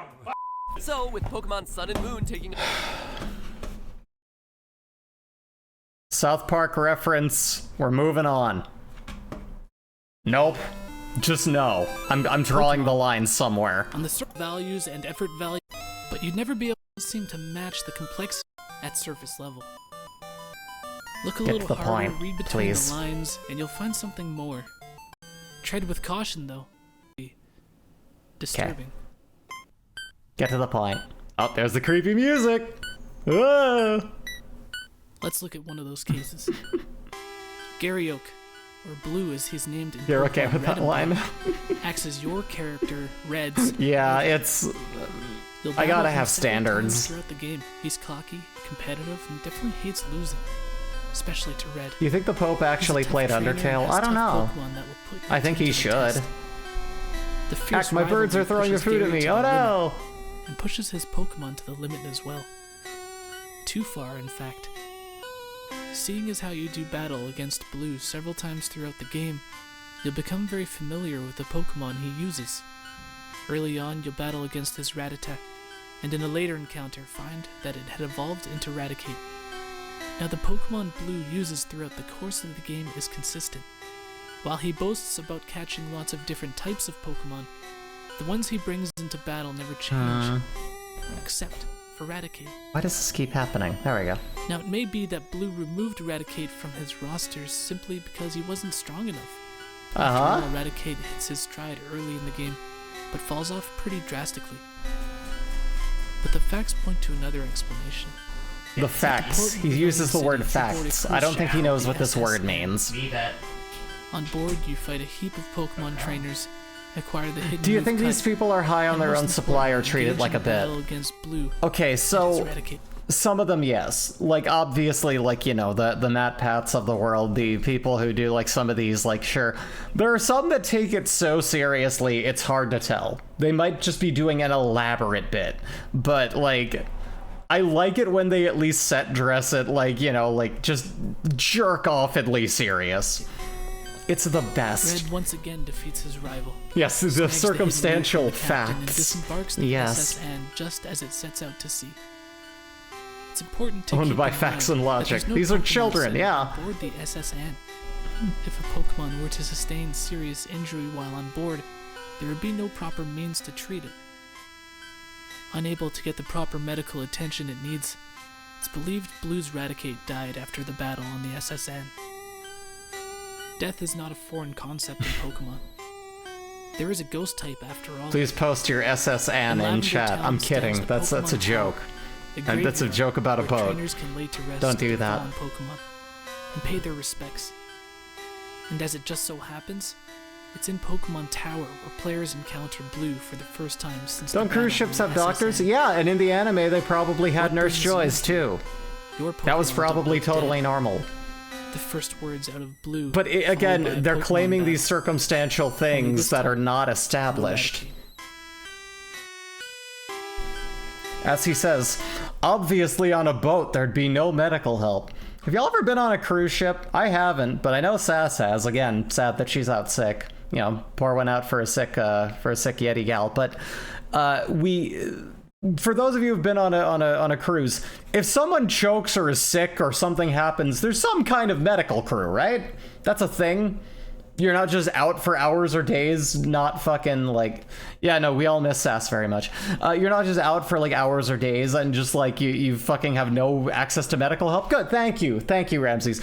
As I figured, yes, there is. However, it's a proven fact that this thing that we decided there aren't anything on because they wouldn't be if it was a cruise, that's proof that this Raticate died. You know, Magumbo, that's a VTuber's death if I've ever heard one. I thought I'd pay homage by combining two of my favorite things, Pokemon and creepy stuff. Oh, I thought you were going to say Gary and Rattata. I was like, listen, I don't know what's in your folders. Okay, you do you, but on my channel, so I can't say a few pictures of Misty didn't open something in me when I was younger, but where I've been archiving my old Twitch live streams. You can also find them on a playlist on my channel. Oh, okay, you're done. You're on it a self plug now. Yeah, I mean, you know, it's unfounded and stupid and exactly what we were looking for. Thank you, Toking. I appreciate that. But yeah, exactly. Things like that. We've been talking about how this is absolutely like this is just this wing of YouTube is purely like practicing for politics, talking, gaining an audience while continuing to talk, making no sense whatsoever. It's a useful skill and you can get pretty fucking far with it. Like it's powerful. It's terrifying, really. These game theories are fun things to think about, but also some things need to be kept in your own mind. Absolutely. Absolutely. I have less trouble with the first end of that and more with the latter, but, you know. I'm a TMI girl. I just talk about what's on my mind. I really have no barriers. Time and change itself or anyone else into just about anything. So, who's to say that the kids who get injured or killed I'm gonna turn this up a little bit. magically get brought back to life by the bus off screen?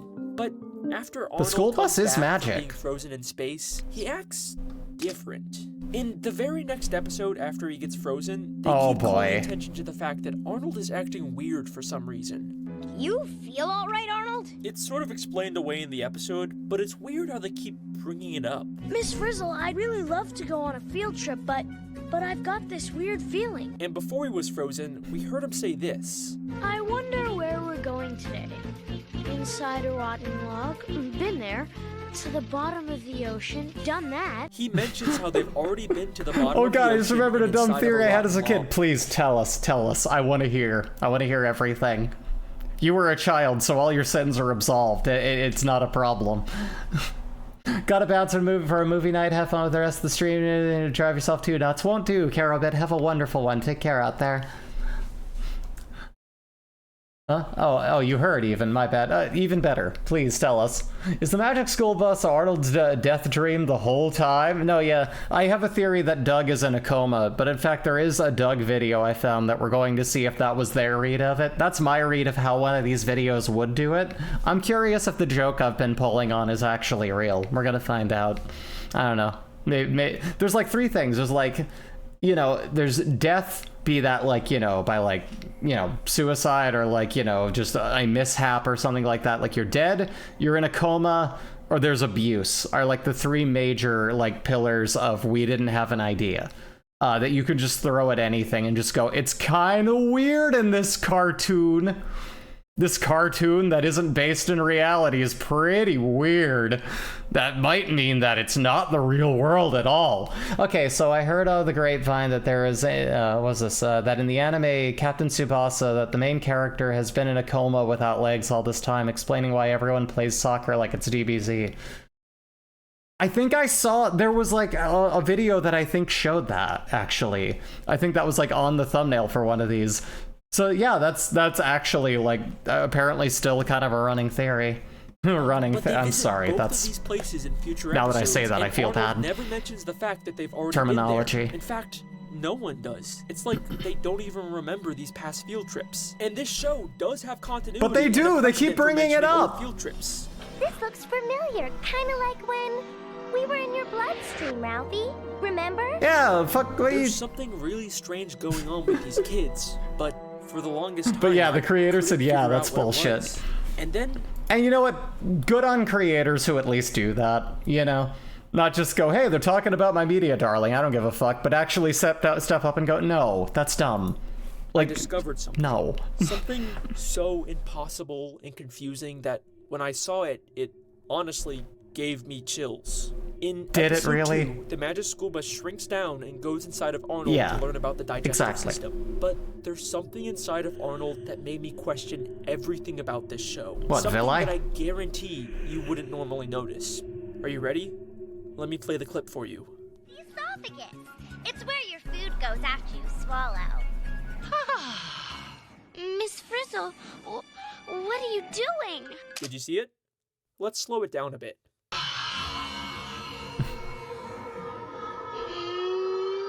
How the fuck is Arnold inside of Arnold? He is the one person who absolutely cannot be in the bus right now. But there he is, sitting in the back. But the next time we see the back of the bus, he's gone. No way, this has to be some sort of really weird anime.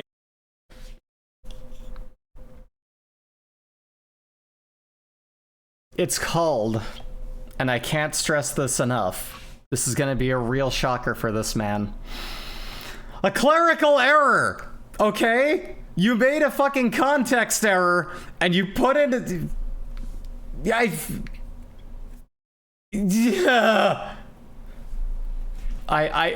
it's just, there's no... mistake, right?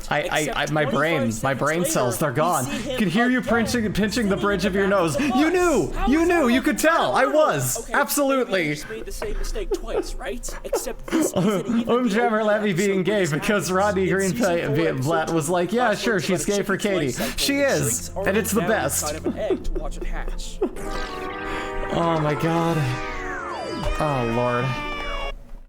Oh, sorry. Wait. Oh, fuck, what did I do? Oh, I'm moving tabs. I'm just trying to change my context. My puppetry is all fucked. Let me see here. There you go. Are you breaking things? I have too many buttons. Oh, God, what did I do? No, I don't want to do that. Go back, go back to history. History, go back to where I was. Magic School Bus. Magic School Bus. I want to hear about the Magic School Bus. Go to the video. Please, for the love of God. What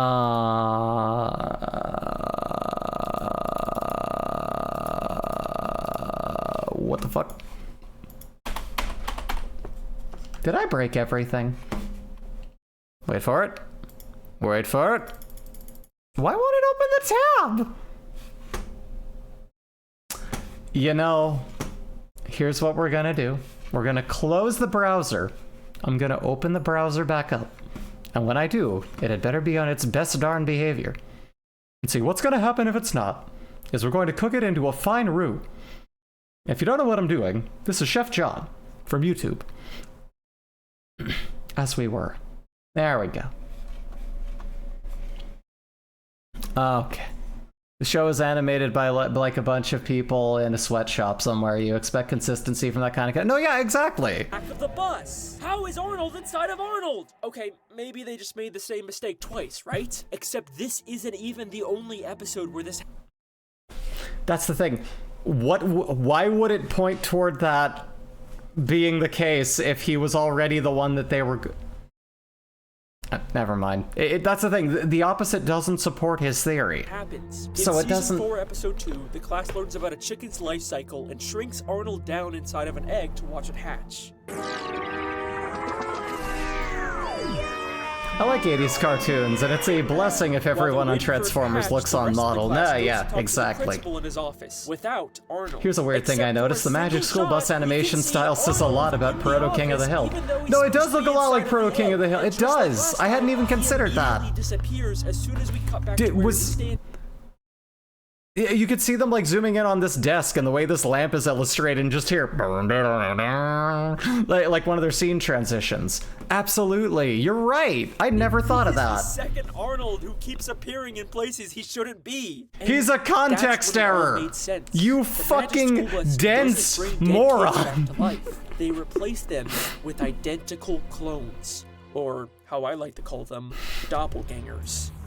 It is no coincidence that his second Arnold showed up in the episode immediately after Arnold died in space. This is either the space Okay, where did he come or some from? sort of rogue doppelganger they lost track of, trying to blend in the back of class. But wait a second. Can the Magic School Bus even create clones of living things? Like, it seems like the Magic School Bus can do anything, but we never actually see it duplicate or create something from scratch. Meaning it's a stupid fucking theory. It can turn a student into a fish, but it never. Notice years ago when I rewatched this when I was on paternity. Oh, right And out. the reboot, and there is no evidence the bus can create life. Yeah, that's the thing. I know I didn't notice that as a because I kid, but was also looking in the my wrong brain place. was. Miss Frizzle's classroom is Listen, were y'all? This is what I was eating when I was a kid. Okay, this was my level of nutrition when I was a child. Let me see here.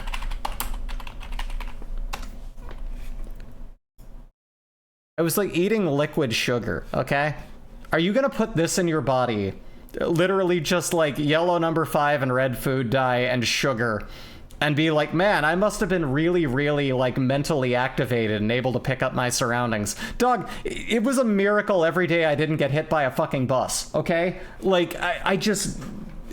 Of course I didn't notice as a kid. I was just... get hit by a car, though. I did get hit by a car, but that was my fault. I ran in the middle of a road, but, you know, that was really the fault of the fact that my feet were tired from a small... you know, I mean, I thought they hurt then, right?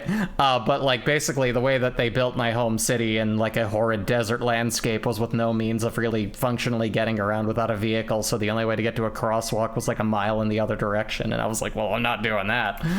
Traumas of human body parts, an eye, a foot, an ear, the human skeleton. But if you pay Now I want some close tube attention candy. to these Thanks, background Freezy. objects, You know you'll what's fucked realize- up? I can remember what it tasted like. I remember the like plasticky flavor it had and getting it at KB Toys. And you know what's fucked up?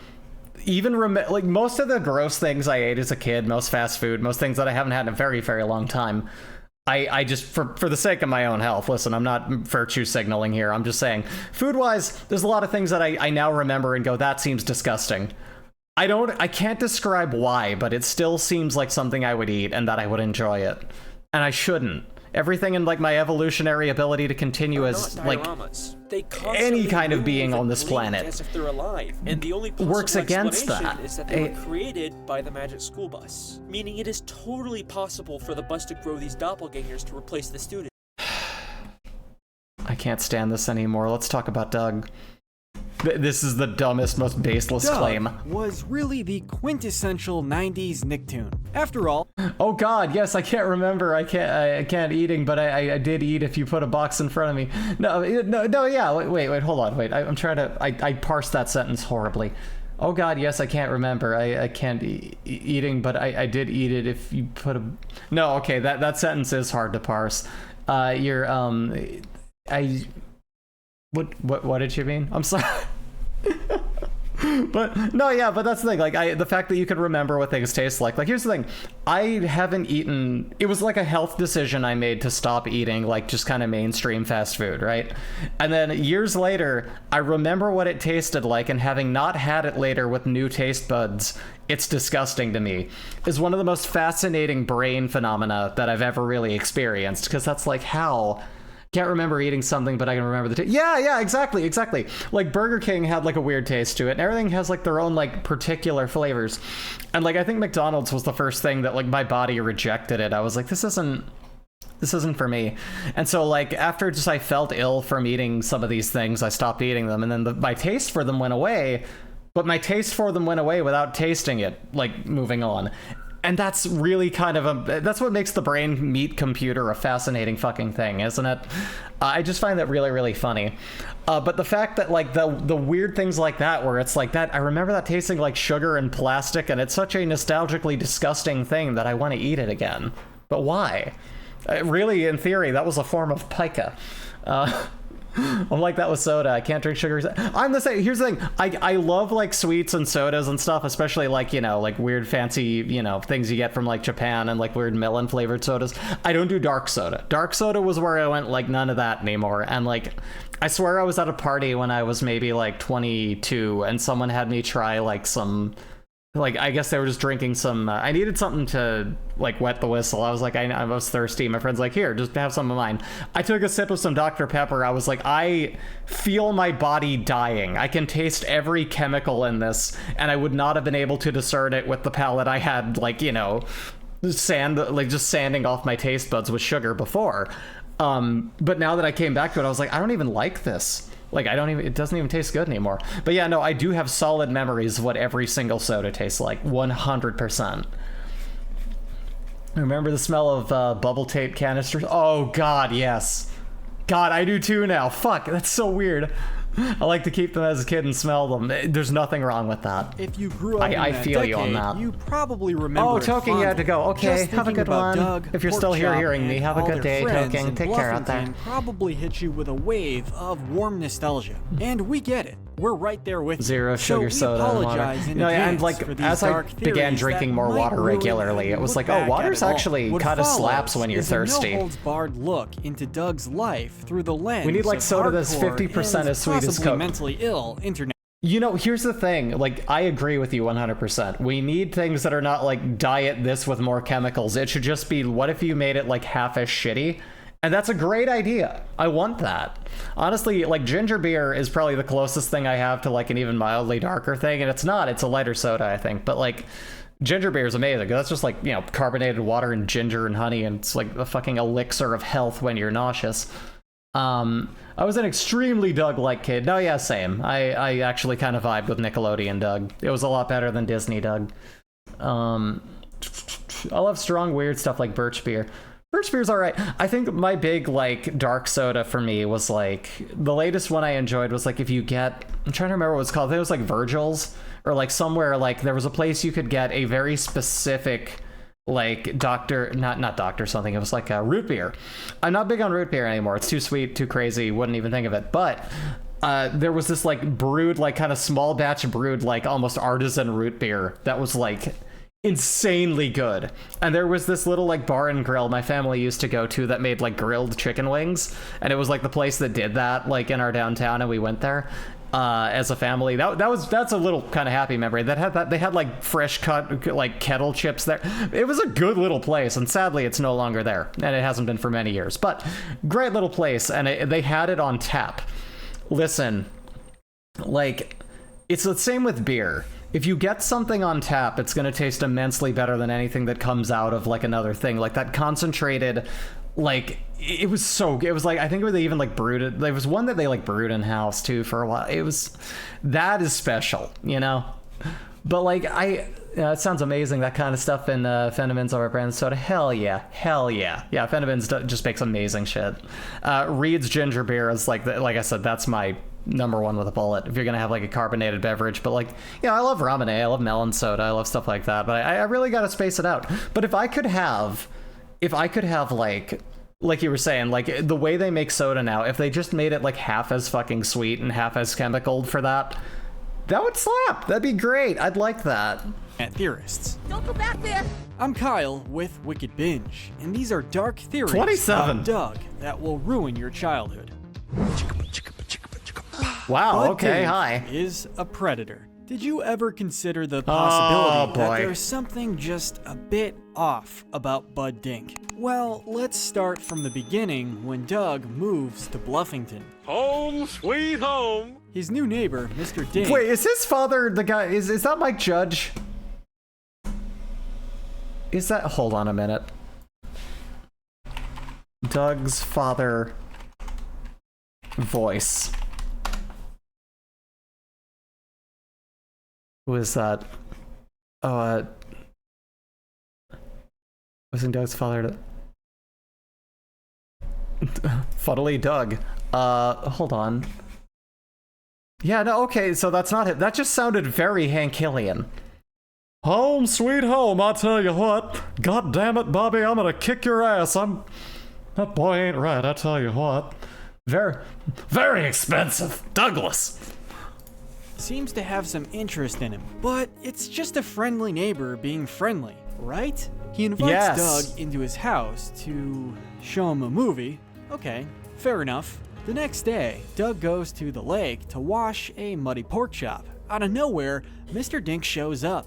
in the bushes with a camera. What is this guy doing? Whatever. See you later, Douglas! Doug's lovely neighbor justifies hiding in the bushes by claiming that he tried to get a picture of a nematode. But everybody knows those aren't real, well, except Doug in the first episode. But we all know what he was actually trying to film. His new young neighbor. And Mr. So does Dink either the most saccharine thing in history or the slightest whisper of sweetness I need an in-between. Real. Very real. Expensive product. Huh. But the problem with well-balanced and well-sweetened sodas that aren't too much or too little is very expensive. And think about it. We really don't see most of what's going on inside the house. There we go. Never really Sorry about know that. what Mr. Dink is doing with Doug. It's definitely not far-fetched to be concerned about why a grown man is constantly inviting a kid into his home, and even lending out expensive equipment that could even You broke my grill! Seems like he's trying to buy the kid off. Seriously, somebody needs to call the cops, like, immediately. Someone check this dude's hard drives. It's the latest. Very expensive. Here's the card. And this... Can we also talk about, like, how harmful the rhetoric is? And I've talked about this with, like, a few friends have brought this up before, and I was like, that does kind of activate some, like, thoughts in my mind. Like, how fucked up is it that we see people who, like, just choose not to have kids, who are, like, you know, not shitty and horrible to, like, how, you know, because, like, here's the thing, I hate kids, right? Kids suck, they're annoying, and I hate them. You don't have to be outwardly hateful toward children and the noises they make to just not have kids. This is a man who loves to invent, be quirky, and have his own thing going on, and would be too busy to really look after a child. So he just is a kind neighbor who wants to talk to this kid. There is a certain rhetoric that just, like, people are afraid to talk to children or be around them for fear of being viewed as, like, a predator. Like, you're not allowed to be around or talk to, like, kids, apparently, because, like, that's weird. Like, what's wrong with you? That's what they're doing to this guy, because he is in universe anyway, and this just innocent guy who's just being kindly to the neighbor's kid, just being a cool dude. And, like, reading that into it is so fucking gross and just completely dashes the fucking point. Like it demoralizes the argument against the actual monsters in the world. Yes, yes, thank you. Yes, exactly. I'm glad I'm not alone with that. It's just really fucking crazy. Yeah, folks, are you a predator if you live near a child and you don't have a child? I got bad news for you. That poor lady who couldn't conceive lives next to a child, and we have some questions about her. Like, dog, like, fucking... Like, it's just, it creates this weird dynamic. And the thing about what that does, though, like, this is where the conversation goes to, is that you don't really know how to, like, be an adult. You don't really know how to, like, be around people if that's the case, because if you don't have, like, you know, people to look up to, people older than you to, like, you know, kind of know and be around, like, you turn out weird, you know? You gotta, like, learn how to be a human the minute you become an adult, because you never really learned how to, like, converse with people slightly older than you, and, like, you just... You know, because there's like, leave them alone, they're in their own fucking thing, and then they're like, why aren't you a functioning adult yet the minute you're popped out of high school? It's like, there's a lot of reasons. There's a lot of fucking reasons. And also the stranger danger thing, which, you know, we all grew up with, where it's like, no one wanted to kidnap me, okay? That never fucking happened. Nobody wants your annoying fucking needy child. That is as, like, in your head as, like, being a middle-class person with a security system, where it's like, the person who cheated you was the person who sold you that system, okay? It's just the beginning. They're who robbed you. Mr. Dink offers Doug to work on projects in his shed. The shed has an awful lot of security measures for a place like Bluffington that doesn't seem to be full of potential criminal activity. Now, in my personal opinion, this guy is without a doubt 100% doing something that he's not supposed to be doing in there. And with all this other evidence... Why does he come to that decision?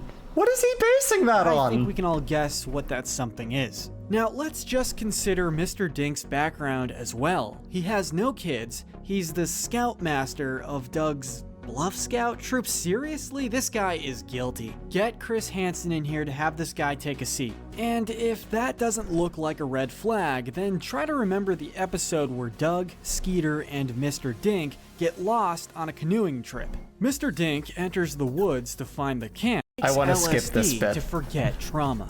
Yikes, these theories are super dark. Yeah, how dare you be a part of your community? This theory builds off the last one about— Listen, I would not be the lady I am today if not for growing up around like really great people. Get your dick out of your hand there, J.K. Rowling. Shut up. Listen, the point is, I wasn't around other queer people because I couldn't find them because they were scared to be who they were at the time. But I'm saying, like, you learn these sort of developmental things, like just being around people. Like, I was around like my older sister's friends and stuff when I was younger. I was around like, you know, my parents and their parents, you know, my parents' friends, you know, they would, you know, be like in contact and help me kind of like, they would engage with me and like challenge my mind and like talk to me like a human being. You need that. Like, why are you on your phone? Why are you antisocial? Why aren't you like being more like active and like talking and being with everyone? Because no one wants to fucking talk to you. Like, you've had to create this whole fucking world for yourself. That's fucking why.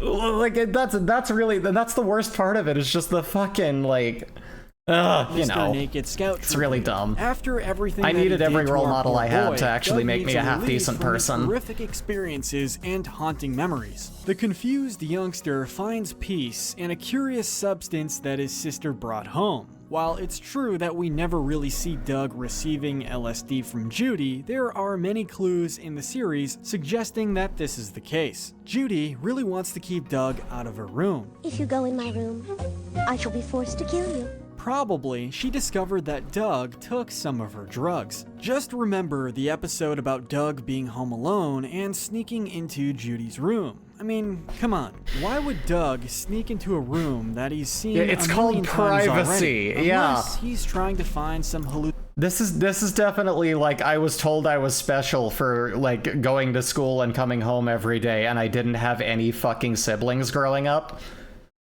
Really? Like, especially when you deal with the fact that there's the duality of like boy and girl in this, like, you know, brother and sister relationship. You know what having fucking siblings is? Needing to like craft your own fucking shit and have your own space and not have it constantly invaded by the other. What do you mean? It's a weird artsy girl with an undercut. Must be taking drugs. No, she's a lesbian, you fucking idiot. hallucinogenic drugs. That's right. Doug steals some LSD from his sister. And does he? Let's be real, Judy's 90s grungy dark poetry self is clearly taking drugs. I am reborn. And actually, we get to see the result. She's taking theater.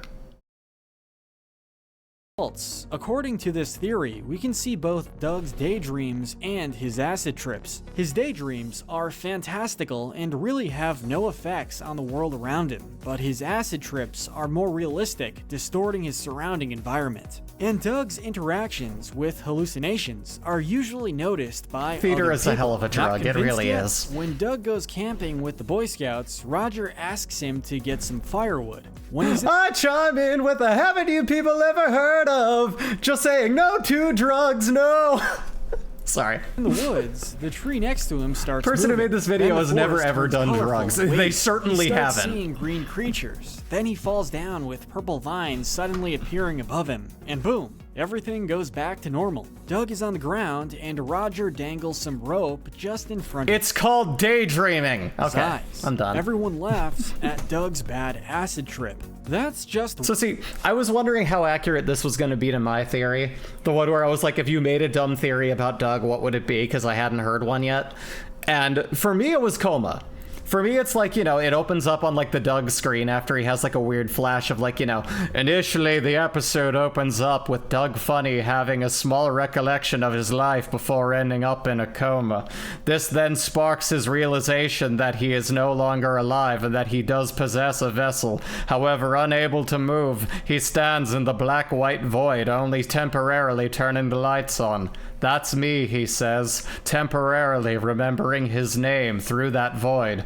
Afterward, his dog goes crazy and starts doing some stuff that sets him off again as the lights turn off yet again. He's forced to replay through little snippets and memories of his life, distorted by his brain rotting away at several points, so he can try to regain a memory of what happened to him and try and find his way back home, which I argue is an immensely more interesting dumb story than this. One of the examples. Right? Since Doug it is was so hooked on drugs. LSD, he You has know what drugs look like? Hold on a minute.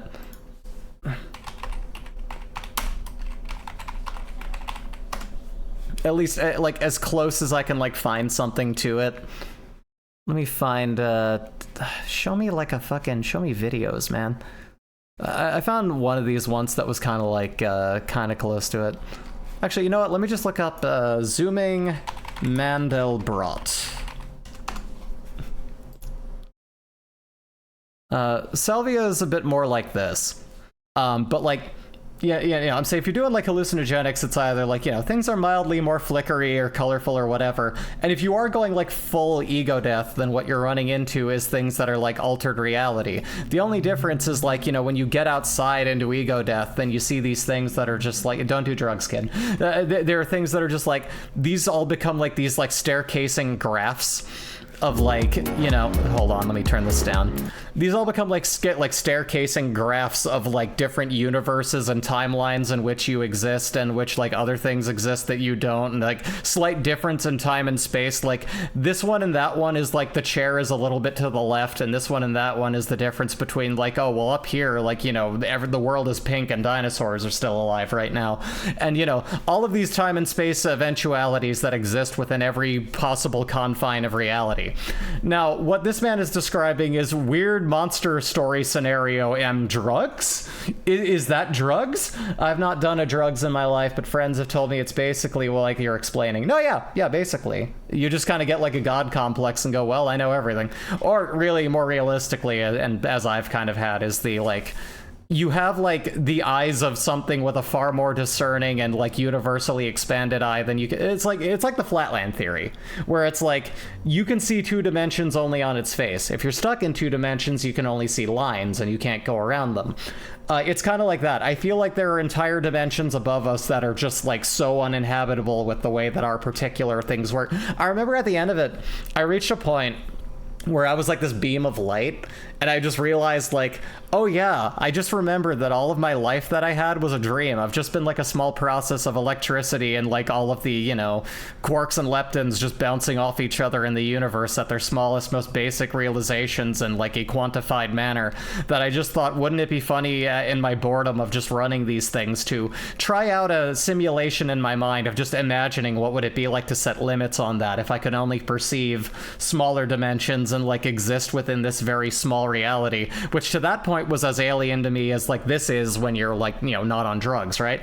And I just went, oh yeah, right, I remember. I was just like imagining that, and that was a dream. Then I came back and I was like, what the fuck, man? And so that's the thing. That's the point I'm getting at here, is that like, you know, it's more like you just kind of realize like, you know, you can see you see just enough to realize how much you don't know and that you can't conceive of. And I think the most that did for me, I didn't really have a god complex, but it gave me like not a complex, I didn't like fall into God, I made or like think anything of that, but being on drugs made me feel like I am, you know, there are processes beyond what the human brain is capable of understanding. And I think there is a big theory around like fractalization, that it's like we all seem to see this in ego death. What does that mean? It's just a fascinating conversation to have, and it's really, really wild. But anyway, that's a little backstory behind me. Salvia, it was interesting. Many trips across different episodes. Don't do drugs, kids. This is me, Breezy, on Twitch saying don't do drugs. I didn't tell you to. Some are bad, some are good, but all of these acid trips help him forget what Mr. Dink does to him in secret. That monster. Truly, this looks like a good spot to settle. You know, after I got violated, I didn't get into doing a ton of drugs.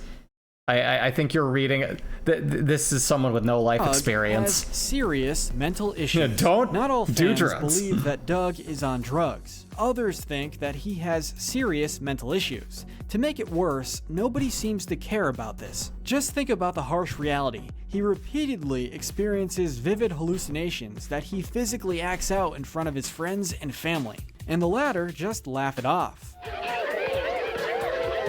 How on earth could they do He's a child with anxiety. He's normal. Exactly. Doug is invented to be like the most normal fucking kid in the world. That's what his character is. He's a fucking nothing child. And I love that. Like, here's the thing. I'm not going to sit here and tell you, even though it wasn't as bad as Disney's Doug, that Nickelodeon's Doug was great, right? But hear me out. every protagonist is some hero. Even Hey Arnold is like supposed to be the most down-to-earth, chill, jazz-enjoying kid in the world with like a, you know, a special like dark backstory of his parents, and he's like always the one who's a bold kid, and he makes some kind of proclamation that helps people fix their lives. This guy's just a fuck up. He's who we all were, you know? Doug's our guy. A few times. He blanked out in the middle of a busy street. You're a fuck up, Doug, and we love you. Time when he hallucinated while driving a soapbox racer down a hill. Instead of laughing, they should get Doug to a psychiatrist specializing. Okay, I've had about all of this I can stomach, but Jay just reminded me of something that I think is the perfect way to close out this stream. Hot Dad Doug. Doug faster! Faster, Doug! We know from the lore of the Tiger handheld. Here we go. Play that. No. I want the animation. The video. Give me the full video. Where is it? Oh, don't tell me the video's gone. There's no way that video is gone. Oh, I can't. I can only find like the one with the album cover of like his. I mean, it's okay if that's all they got. Yeah, I guess. I like it with the animation, but fine. Fuck it. I miss his TV show themes. They're great. Doug, don't feed me that bullshit about what you want. Doug, oh, okay. Family, they're all you've got. Doug, just get the girl, she'll love you too. You'll rock her world. Doug, just give it a shot. Shooby-dooby-doo-wop-doo.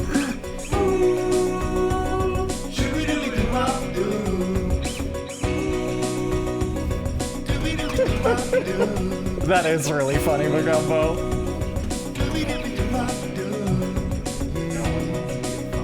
You can change your life, Doug.